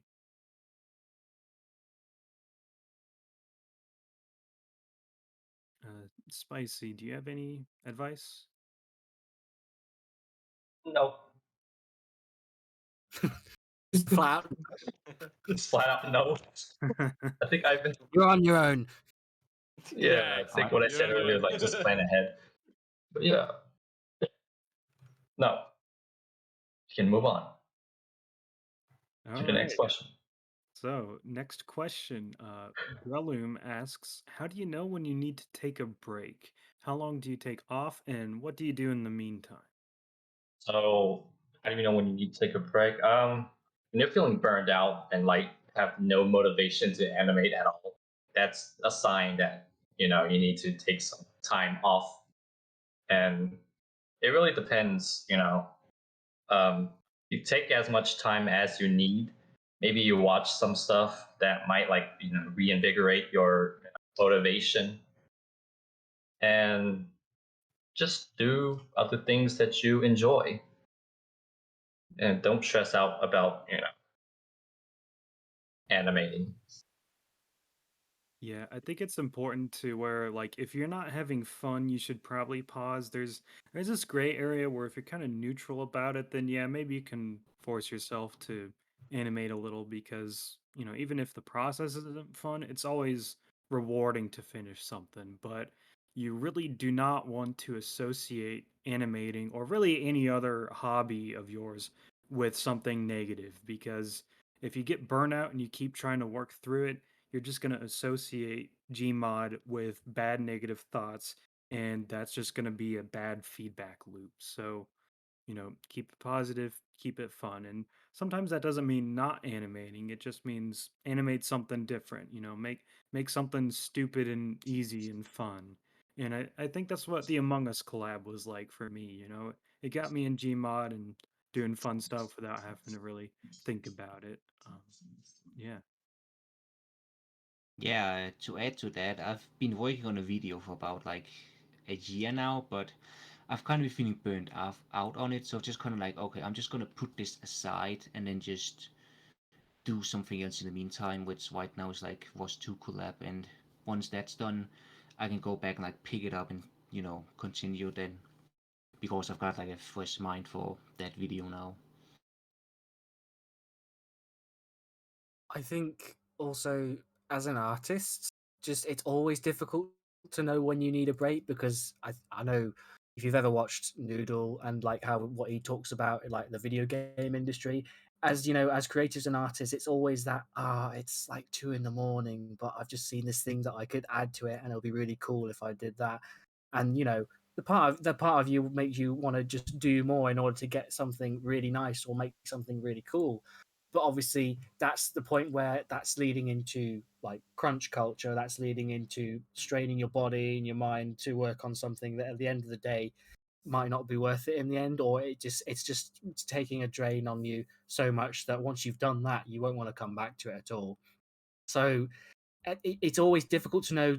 Again, it's that artist's ego. It's like, oh, but I can make this so much better, and it's sort of learning to say, no, it's like 3 in the morning. You've got work at 6. Let's stop here. Let's get some sleep because otherwise, it's not going to work, and it's just going to get worse as we drag this as long as we can. It really is just sort of kind of self discipline, telling yourself like, okay, let's stop here and just chill out and just come away from the computer or come away from what it is you're doing. There's a term for that called feature creep. Oh, Right. Okay, We break. What break? I'm not taking breaks. Yeah, you're not Breaks are gonna for take a break. chumps. I'm clearly not going to sleep every time when I have worked 24 hours a day. but seriously, do take breaks. Otherwise, you're gonna be burnt out, and you be slamming your head in a bed and snoring all the night. Yeah, he's just salty because he had to spend a week making an intro for the podcast. So he's Yeah. Like I barely slept for like I only slept for like 3 hours, and then I haven't been able to sleep ever since. So, yeah, break. Yeah, take I'd breaks. say you've deserved one. Yeah, go eat some burritos and take a really long nap. Oh, There's I such a sure thing. will. I guess one creative answer to like what do you do when you're taking a break is what Viggar does. So he'll animate on his Gmod videos for like a few weeks, a month or so, and then the moment like he's feeling a little burnout, he'll switch over and start working on ideas for this comic that he has. And when he's tired of that, he'll move on to this 2D animated series he has. And there's probably a few more things that he's working on right now. And so. Um, that way, like he's always doing something creative, but the variety basically makes it so he never gets burned out because he just keeps switching off. Oh yeah, I've started doing that too, like different projects. Viggar probably has like 10 series he's working on. Yeah, but they are, it's not like nothing is happening because his attention is dividing. Like he works enough where like stuff actually gets done. So I guess that's like an important like disclaimer for that strategy. Like you can definitely overdo it and stretch yourself too thin, and then you'll never release anything, and you might just feel like you're not really going anywhere. So don't stretch yourself too much.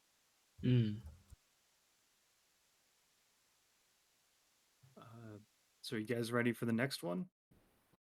Yes. Yes. Okay. Mega asks, do you think Gmod animation can go any further than it is now? Thoughts on future innovations in the medium? Okay, so I do believe the quality of Gmod animations can go even further the more tools is developed for Gmod. Like a proper feature I would wish stop motion helper would have would be some sort of sound playback like SFN usually have or something like that. I don't know if that is possible, but it would be such a handy feature to have that. It doesn't have to be like you can apply multiple sound effects, just a single WAV file, wave file, and then you can just track it around there. That's like one improvement I can think of. Also, another one would be to have like ragdolls be able to like make a walk cycle and then be able to move the entire walk cycle itself. Yes. Yes, and I think that is within the realm of possibility, so it could be coming soon, trademark. Ooh. Because yeah, really for that, all you need to do is SMH needs to understand what is the root transform of this ragdoll, so in most cases the pelvis. And once it learns that, it can just have it on its own timeline. Yeah, get to work panel. Yeah. Yeah. I do have one thing I wish SMH could do, which I think would improve the easeability of making animations, and that's like for kind of each bone or group of bone to have their own timeline. So like if you just need to like let's say you have like 3 poses, but you aren't happy with them, so you want to like waste the shoulder, but now you have to do it on all 3 keyframes.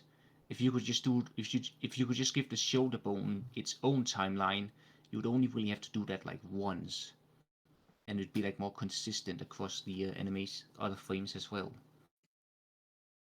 Yeah, I guess like kind of related, but I've always thought it'd be cool if you could take multiple keyframes and then move a bone in all of them. So like yeah, something like that. Yeah, like let's say I have a like 2 second animation and a character has a hand on a table, and I realize, oh, I want that hand to be like a few inches to the side.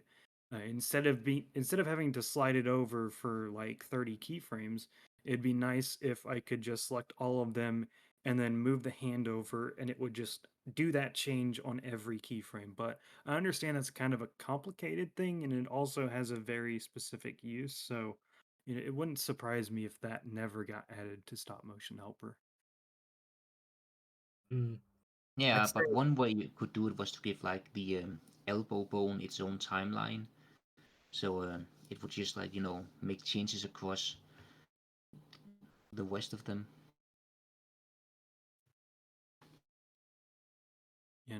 I do think like so far we've focused on like the innovations part of the question, but I think without new tools, I still think that we can go further than we've gone.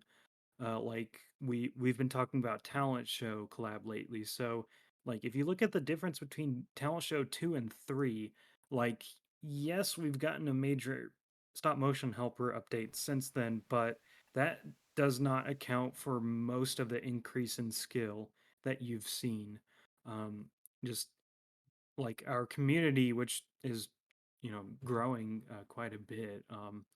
Like everyone is just getting more and more talented, and what was absolutely exceptional animation a few years ago is kind of like the standard now for some of us. So I think we can keep on raising the skill ceiling just by ourselves, but throw in some tool upgrades, and yeah, we'll make some really good stuff. to add on to that, definitely like with tools, yes, they give absolutely great quality of life stuff to Gmod, especially Gmod animation. But one of the one of the comment I've received, at least from someone I was speaking to at some point, because I was mentioning obviously the new updates to SMH stop motion helper, and we were talking about like Gary's mod animation today, and it kind of got to a point where like he mentioned, oh, Gmod animation is really easy now that you've got all these great tools, and I was like, yeah, but if you don't know how to use the tools, then what are you going to do with it? Like, yes, they've had an upgrade and it makes things a lot easier for a lot of people, especially people that know how to use them. But for people that are completely new to this stuff, they don't necessarily know how to use it. They can't necessarily make like a first class like 3D animation like just with stop motion helper and all its upgrades just off the bat. I feel like people are giving too much faith into the tools themselves rather than maybe looking at what other animators, what other creatives have used the tool for, what they use other tools for, and what other ways you can meander around, well, the source engine, I suppose, in other ways. So I suppose it's difficult to know, or at least for me, because I'm not a technical person or a skilled animator a skilled animation in terms of like SFM or Blender. I don't know anything about that. So I wouldn't know in terms of innovations for tools. But in terms of like Gmod going further, I think it absolutely can be pushed. There's new stuff to try. As with stop motion helper again, because you've got these new timelines and you've got all these new bits and bobs, these new features. This is stuff I really wanted to try. Like this has been in my head that I'm surprised I've not been in and tried yet. Because now we've got a physics recorder, is to like try and do like a Muppet sort of style like movement with a character. So you like maybe attach a hand to like a piece of wood or a prop.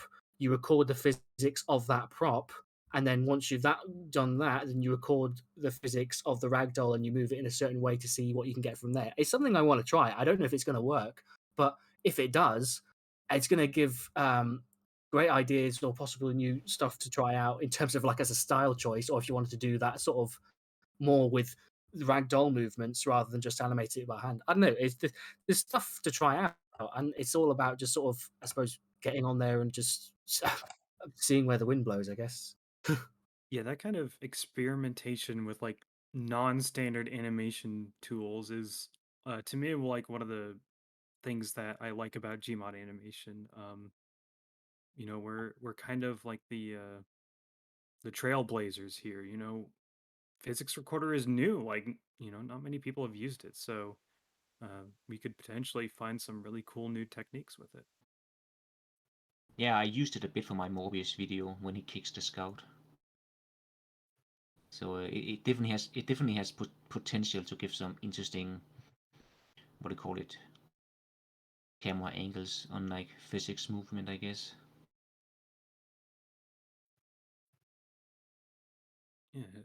Any more thoughts, or should we move on to the next question? I think we're good. All right.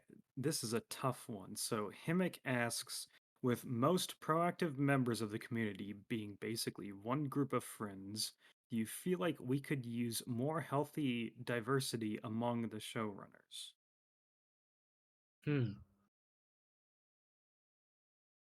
So I guess I can start and say that we do try to reach out to new people all the time. Whenever we find new random Gmodders, if it looks like, hey, this guy's got potential, like we'll try to invite them to our little workshop server, which it is technically a public server, so anyone can pop in. We just ask that people have a little bit of their own experience in Gmod. That way we're not having to teach people basic stuff like how to open the context menu or how to spawn in a ragdoll. Um, so, you know, we're we're not trying to be I guess too exclusive. Um but it just seems that we do only attract certain types of people. Like we've for example, we've tried to get people from the Splatoon community in the server because that's a huge subset of the Gary's Mod community that is kind of isolated from our part of the community. And while we have gotten a few of their guys in our server, they usually aren't terribly active. And so like if they're not wanting to be a part of our part of the community, then I'm not sure what else we can do to create more diversity. But I will say, like, it's not like there's one friend group that like is all of the community, and we're not going to add more people. Like Spicy is a good example. No one knew who this guy was like 2 years ago, and now here he is on Gpod. He's working with me on videos. He knows all these guys, and there's a handful of other people that we might see in the next few Gpods that are also new to our server. So we are getting new people, and they're being active, and they're becoming part of the group. So yeah, it's really it's more up to what other people want.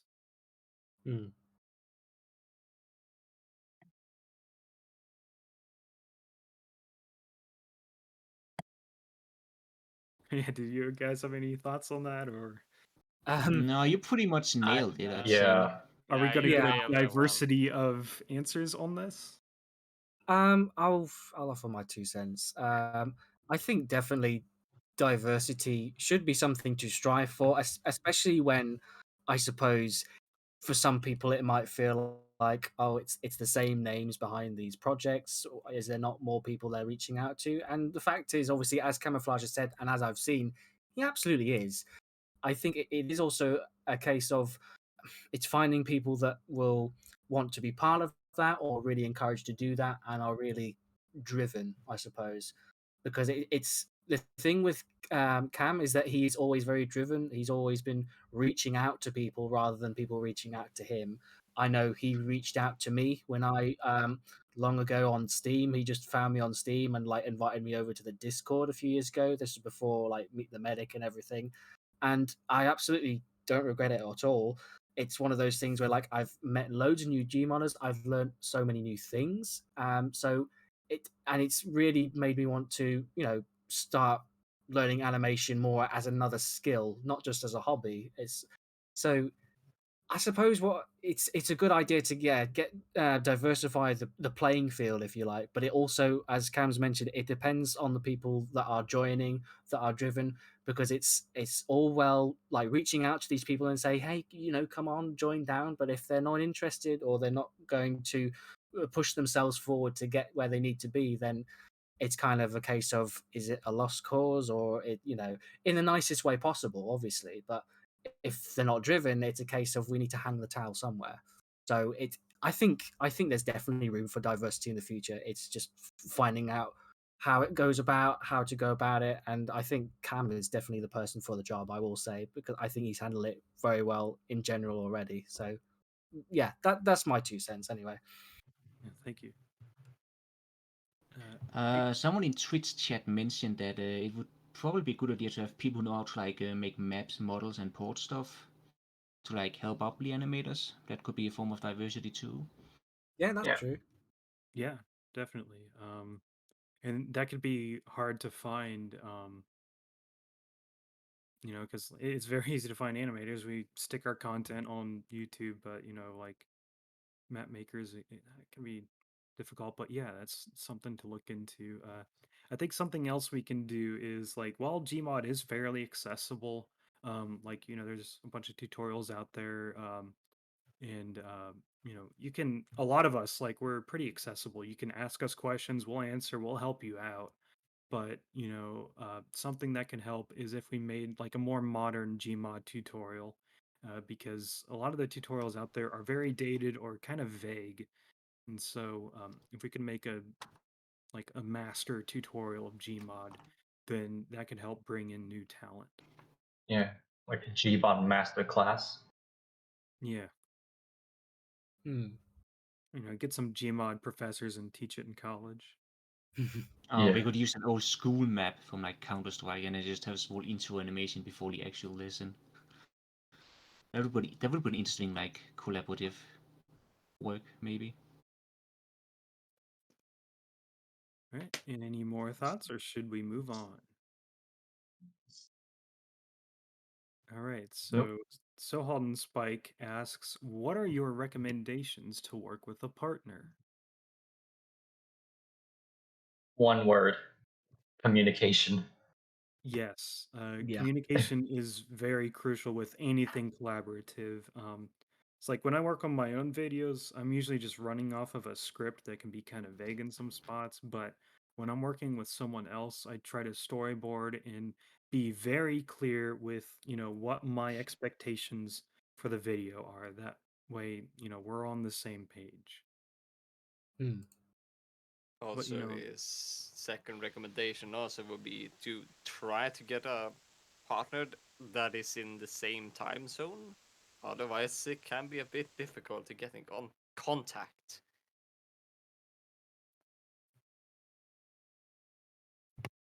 Yeah. I guess I can talk a bit about of how me and Sonky planned our script for Lee was to collab. When we started talking, he had like 2 different ideas, and I had a few ideas of my own. Now, my ideas didn't fit with his first idea, but we managed to mix it together with his second idea. And then we kind of just took turns writing the script with ideas and scenes. I think like Sonky actually wrote most of the script, like general script, and then I came in with like, okay, well we can have a detail here where I could make a custom prop for this, and then just kind of went from there. Yeah, compromise is also important in this. Being willing to, sacrifice some parts of your vision of the entry to what your partner might think is better or what works with their style or experiences better. And we kind of touched this earlier, but you just recognize that, your partner is still like talented and cool. They just might, have a difference in style with you. I think I was also going to touch on compromise as well, because it's definitely important, as you say, for like different people's visions and everything, or like what people have in their head. But also, I think sometimes it's difficult to know what kind of person or what kind of work ethic the other person has. Not in like a bad sense. It might just be a case of like Cam said, where you've got people that work on weekends while you work during the day. So like it's difficult to get stuff over. So it's a case of setting out what you can achieve, what's too ambitious, and sort of saying, what am I able to achieve to get this ball rolling? So, say if you've got a scene that you really, really want to do, but you may not have the right capabilities or the skills to tackle that yet, is that the point where you come back and say, do you have any thoughts on this? Or do you want to tackle something like this? Or do we want to split the workload? Stuff like that. So, yeah, compromise, definitely.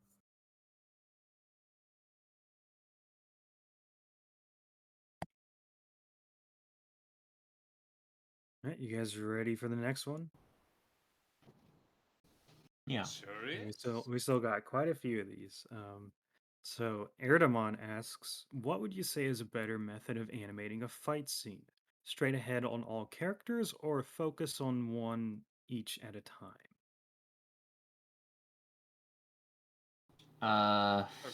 First time animating a fight scene here, so I'd say just one at a time if you're a beginner, but I mean, if you know how to animate fight scenes, I guess maybe you could do multiple characters. It depends on the animation style too, I guess. I don't really have much to say about this.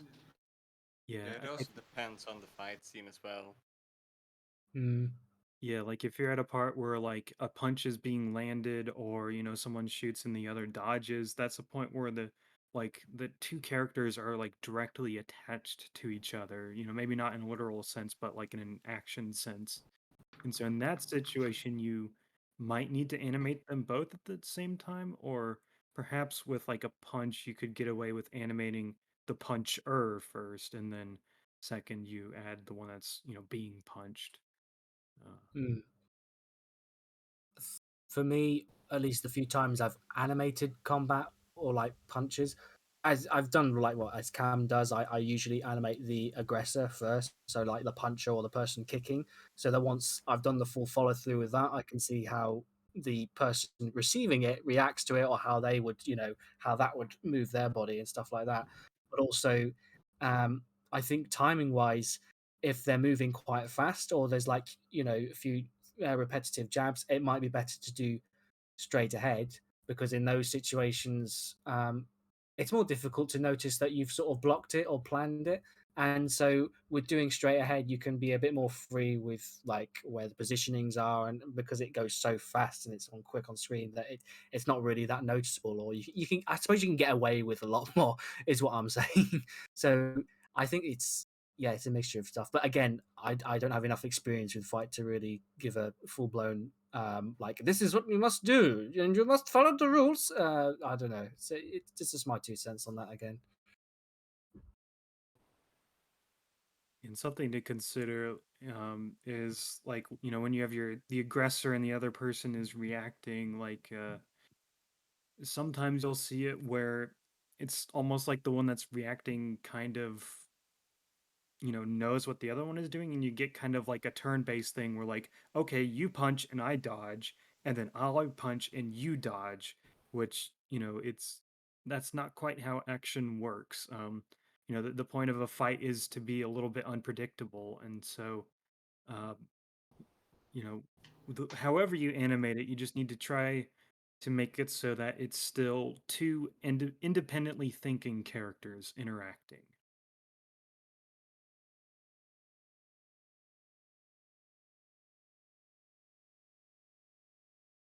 All right, next question. All right, so Lol Scorpion asks, are you planning to make shorter videos that require less time, or would you rather stick to longer videos? Like, I would prefer to stick to longer videos when it comes to group content, like walking with a partner and stuff, because it's just more fun with projects that has a long story to it or something big in general. Like, unlike when if we talk about short videos, like 1 minute short or stuff like that, then it's just not the same as big as the talent show, for example. It's you first. It's I guess it's finding what you feel better at, or like you feel more comfortable with, I guess. So I think if say you've had a really big project at one point and you're feeling maybe a bit burnt out, maybe obviously take a break for starters, but then if you're going to come back to it, maybe do something small, just something quick, even if it's like a quick sketch, something you've just had a little idea in your head. Maybe try stuff like that. But I think going forward, or in ways you want to improve or practice, definitely be ambitious. Try longer stuff, or try stuff that might be difficult to do on camera or to do on Gmod. again, it's just about experimentation and seeing what you feel helps you. Yeah, length kind of comes into that as well.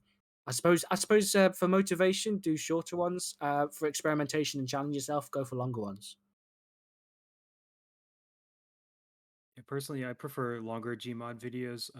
Again, using talent shows as an example, like Anaidon and Clubbins entry was my favorite, and so was Gary and Prees. I think their entries are better than entries like mine because like you just get way more bang from your buck with that level of content, and you get to tell a longer story. Um, and, personally, what motivates me to make videos is that I have all these stories in my head that I want to be a reality. So, making something that's like a very short film is what I want to do when I animate. And and I'm not really the type to come up with like super funny ideas that, you know, like really quick gags, which is what, short videos are all about. Um, so I stick to the long ones. Well, I personally prefer to do like short videos because I guess it's just like shorter jokes and stuff like that. Um, as for like if I'm planning to make more shorter ones, yeah, once I finished my other video that I mentioned earlier, I'd been working on for about a year. I'm planning on going back to make shorter videos for a while, just to kind of like take a break, but not like, stop making entirely.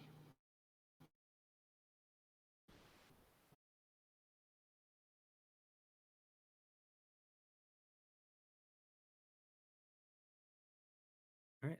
Any more thoughts on short versus long videos, or should we go to another question? We can move on. All right. So Snai asks, how do you go through your animation process? Do you storyboard or do you script before you animate? Do you block your animations or do you try to get the entire motion in one go, like through straightforward animation? I guess that's kind of like two different questions. So we can start with the idea of the video first, the storyboarding and the scripting, and we can move on to the animation after that. Yeah, you should always like storyboard first, especially if you want to like establish a good pacing.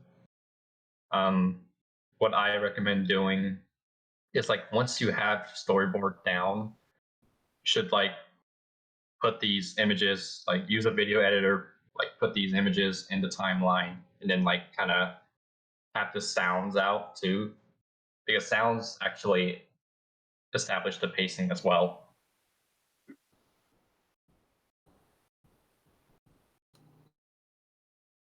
Yeah, I think scripting is pretty crucial for anything except the shortest of Gmod videos. Like you might think you've got a cool idea in your head, but it's very easy to forget small details.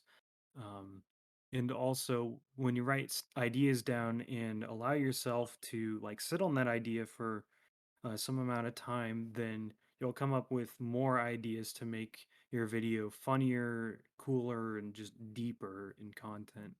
Um, I've had ideas that sat for years, like my idea for Smoothie Criminal, and certainly it's a better video because it waited for so long than if I had just made the first thing that popped into my head.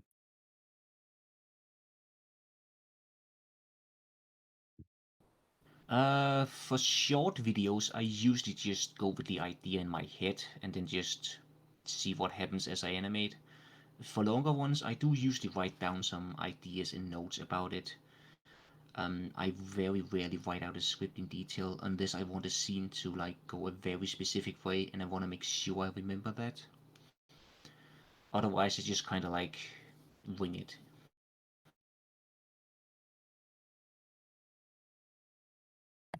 I guess it ultimately depends on like what you're trying to do.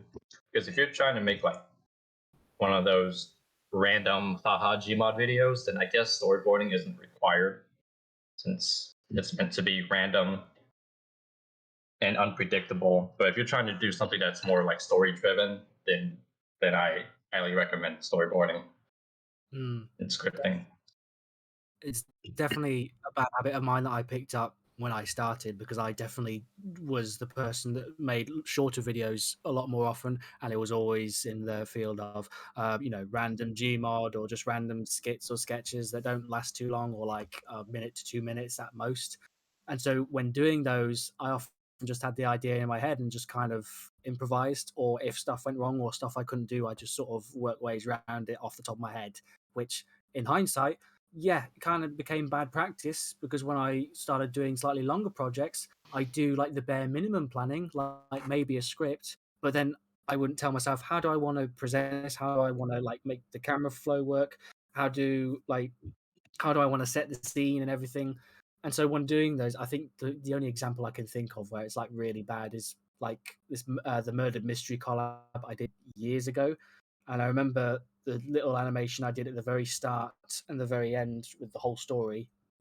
Yeah, that's kind of the most I did. It was a whole script, but I didn't plot out how I wanted to present that, and it is kind of a big mess because of that. I mean, the script is bad enough, but the way I presented it out, I was just like, this isn't good. It's a really so yeah. I think it's one of those things where I think plan ahead. I think I'd say plan ahead for any kind of video now, but again, depending how big or short the project is, obviously, then the less planning you need to do. So if you're going for bigger projects, you might spend an hour to 2 hours planning. Like a 2 minute video, maybe half an hour planning to 20 minutes, not really much. That's what I would recommend. Because I want to come out of the bad habit of just sort of going with the flow and just doing what improvising, because it just doesn't really work in the long run.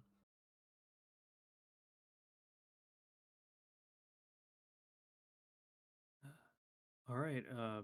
So on to the next part of this question. Do you guys block your animations or do you do straightforward? I usually do straightforward, unless I'm making a very complex animation, in which case I will kind of like just block it out with like poses first. Yeah, it's usually same here as well. It also depends on if it's storyboarded or not, but much of my time it's just straightforward. Yeah, I usually straightforward as well. I think part of that comes from my first, probably my first 150 hours in Gmod were not using stop motion helpers. So when you're doing pure stop motion, that's basically, straightforward. So that's just kind of how I think with animation. That being said, like sometimes I feel like it might hold me back in certain situations because I've seen other Gmodders animate and they block, and uh, it seems like often they're able to uh, not only work faster than me, but make stuff that looks better while somehow having slightly fewer keyframes. So obviously both styles can work better, but I'm kind of leaning now I'm leaning more towards, perhaps blocking is potentially the superior one. I know it's certainly like probably the meta for more official animation software like Blender, but uh, with Gmod, you have a lot more basic of an interface, and it makes overlapping a lot more difficult, which is why in the past I've been kind of anti-block, because I think it's easier to do overlapping when you go straight forward in Gmod. I Yeah, think. Oh, sorry. No, you go ahead. Go ahead. I think it also depends, I suppose, on like I suppose the how do I word this? The kind of animation you're going for. So if you've got a long shot and there's a lot going on, then I definitely like would block it. But then if you've got stuff like, say, like this is going more into 2D and like 2D effects. If you're like, say, you're making like fire, then straight ahead definitely works a lot better for situations like that.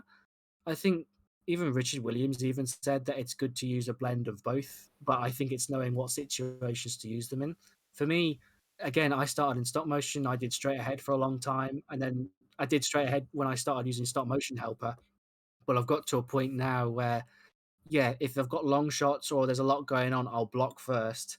And if I feel like I want to add a bit of, a weird flair, or something that looks a bit more like, oh, that's like a weird natural motion that doesn't look too structured, or like it looks choreographed, then I might do straight ahead.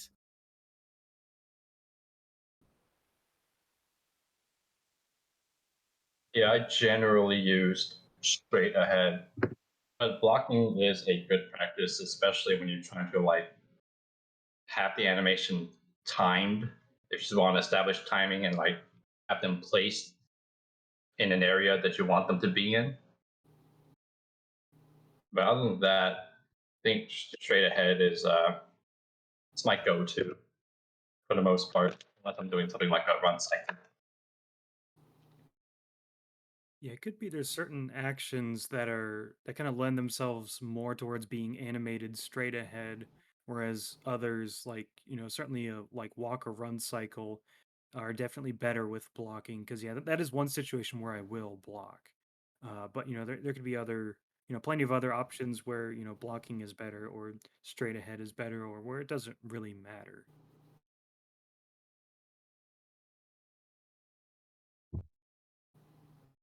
Ready for the next question? Yeah. Yeah. Yes. Yeah. All right. So MF Lowry asks, how do you guys feel about those 2012 era style animations? Do you think they're okay, or do you think they're lazy? I assume you mean where it's just like a few frames after each other with like no real like smoothness to it. But I will say that 2012 also did have like good animations. Yeah, that Like was not as like good as today, but I did like somewhat recently make a Gmod video in Gmod 12 without any add-ons apart from TF2 models. And I would say that is in 2012 era style animation, so it depends on how much effort you put into it. yeah, effort and creativity is kind of key there.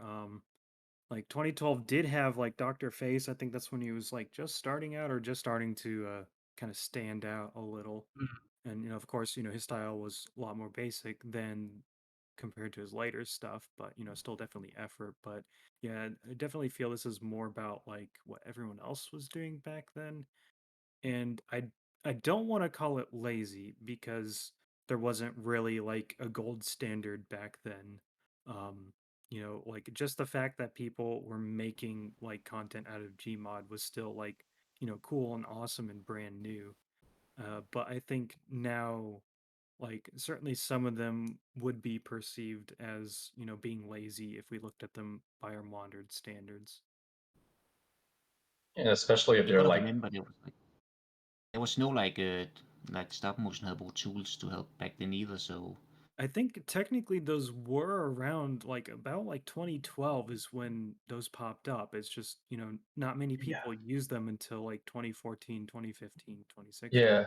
I believe Henry's animation tool was introduced in 2011, 2012, around that time, because I remember watching Seedmoss's videos during that year, and they were like smooth. I know he didn't use like stop motion.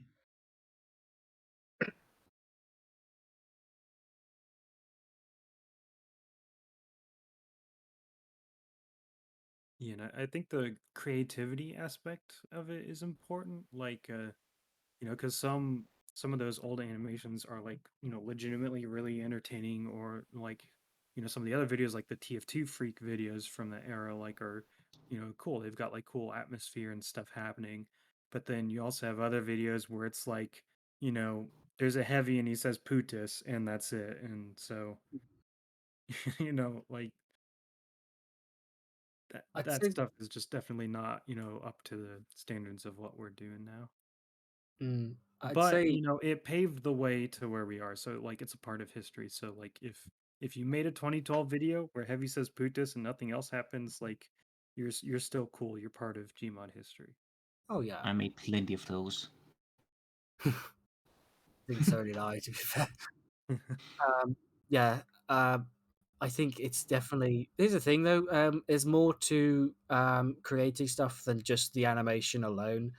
I think even with the amount of tools that were available at the time, I think people were still like trying to find their footing with like what they wanted to do with like, because this is at the point where like we've had a few years of people giving out these Gmod videos in different styles, or they're not that very good at animation, and only like one or two have come out with like, oh, some really interesting stuff that's actually getting better and better.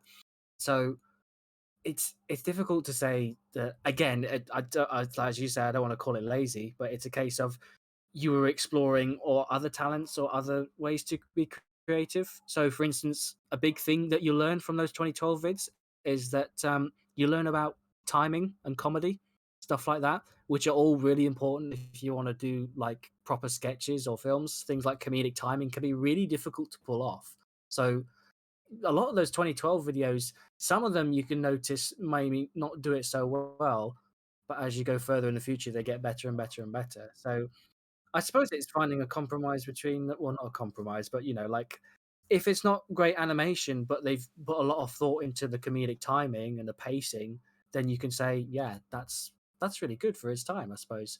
If they haven't put any thought at all into that and it's kind of meh animation, it's like, okay, if it's entertaining, then I guess that's enough. You know what I mean? Yeah, I will say some of those old videos are the ones that I quote the most. Like, there's some absolutely hilarious Oh, stuff in the older videos, even if the visuals are terrible. I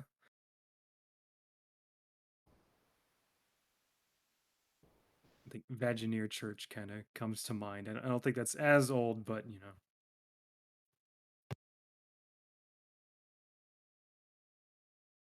Anyone else have thoughts on 2012 videos? Nope. No. All right, well, I guess we're done here. Thank you everyone for watching this G Pod. You guys have any last words? Gmod sex collab. Yes. Sex. Yeah. Yeah. I guess my closing line is work on your entry. That too. Yeah. Yeah, it's very important to work, guys. If you're not working, well, you're gonna. But what if the entry works bad. on you? Well, shit. All right, bye guys. Bye. Bye. Bye. Thanks for watching. Hope you Love enjoyed. you. Yeah, now. Mwah. Kisses.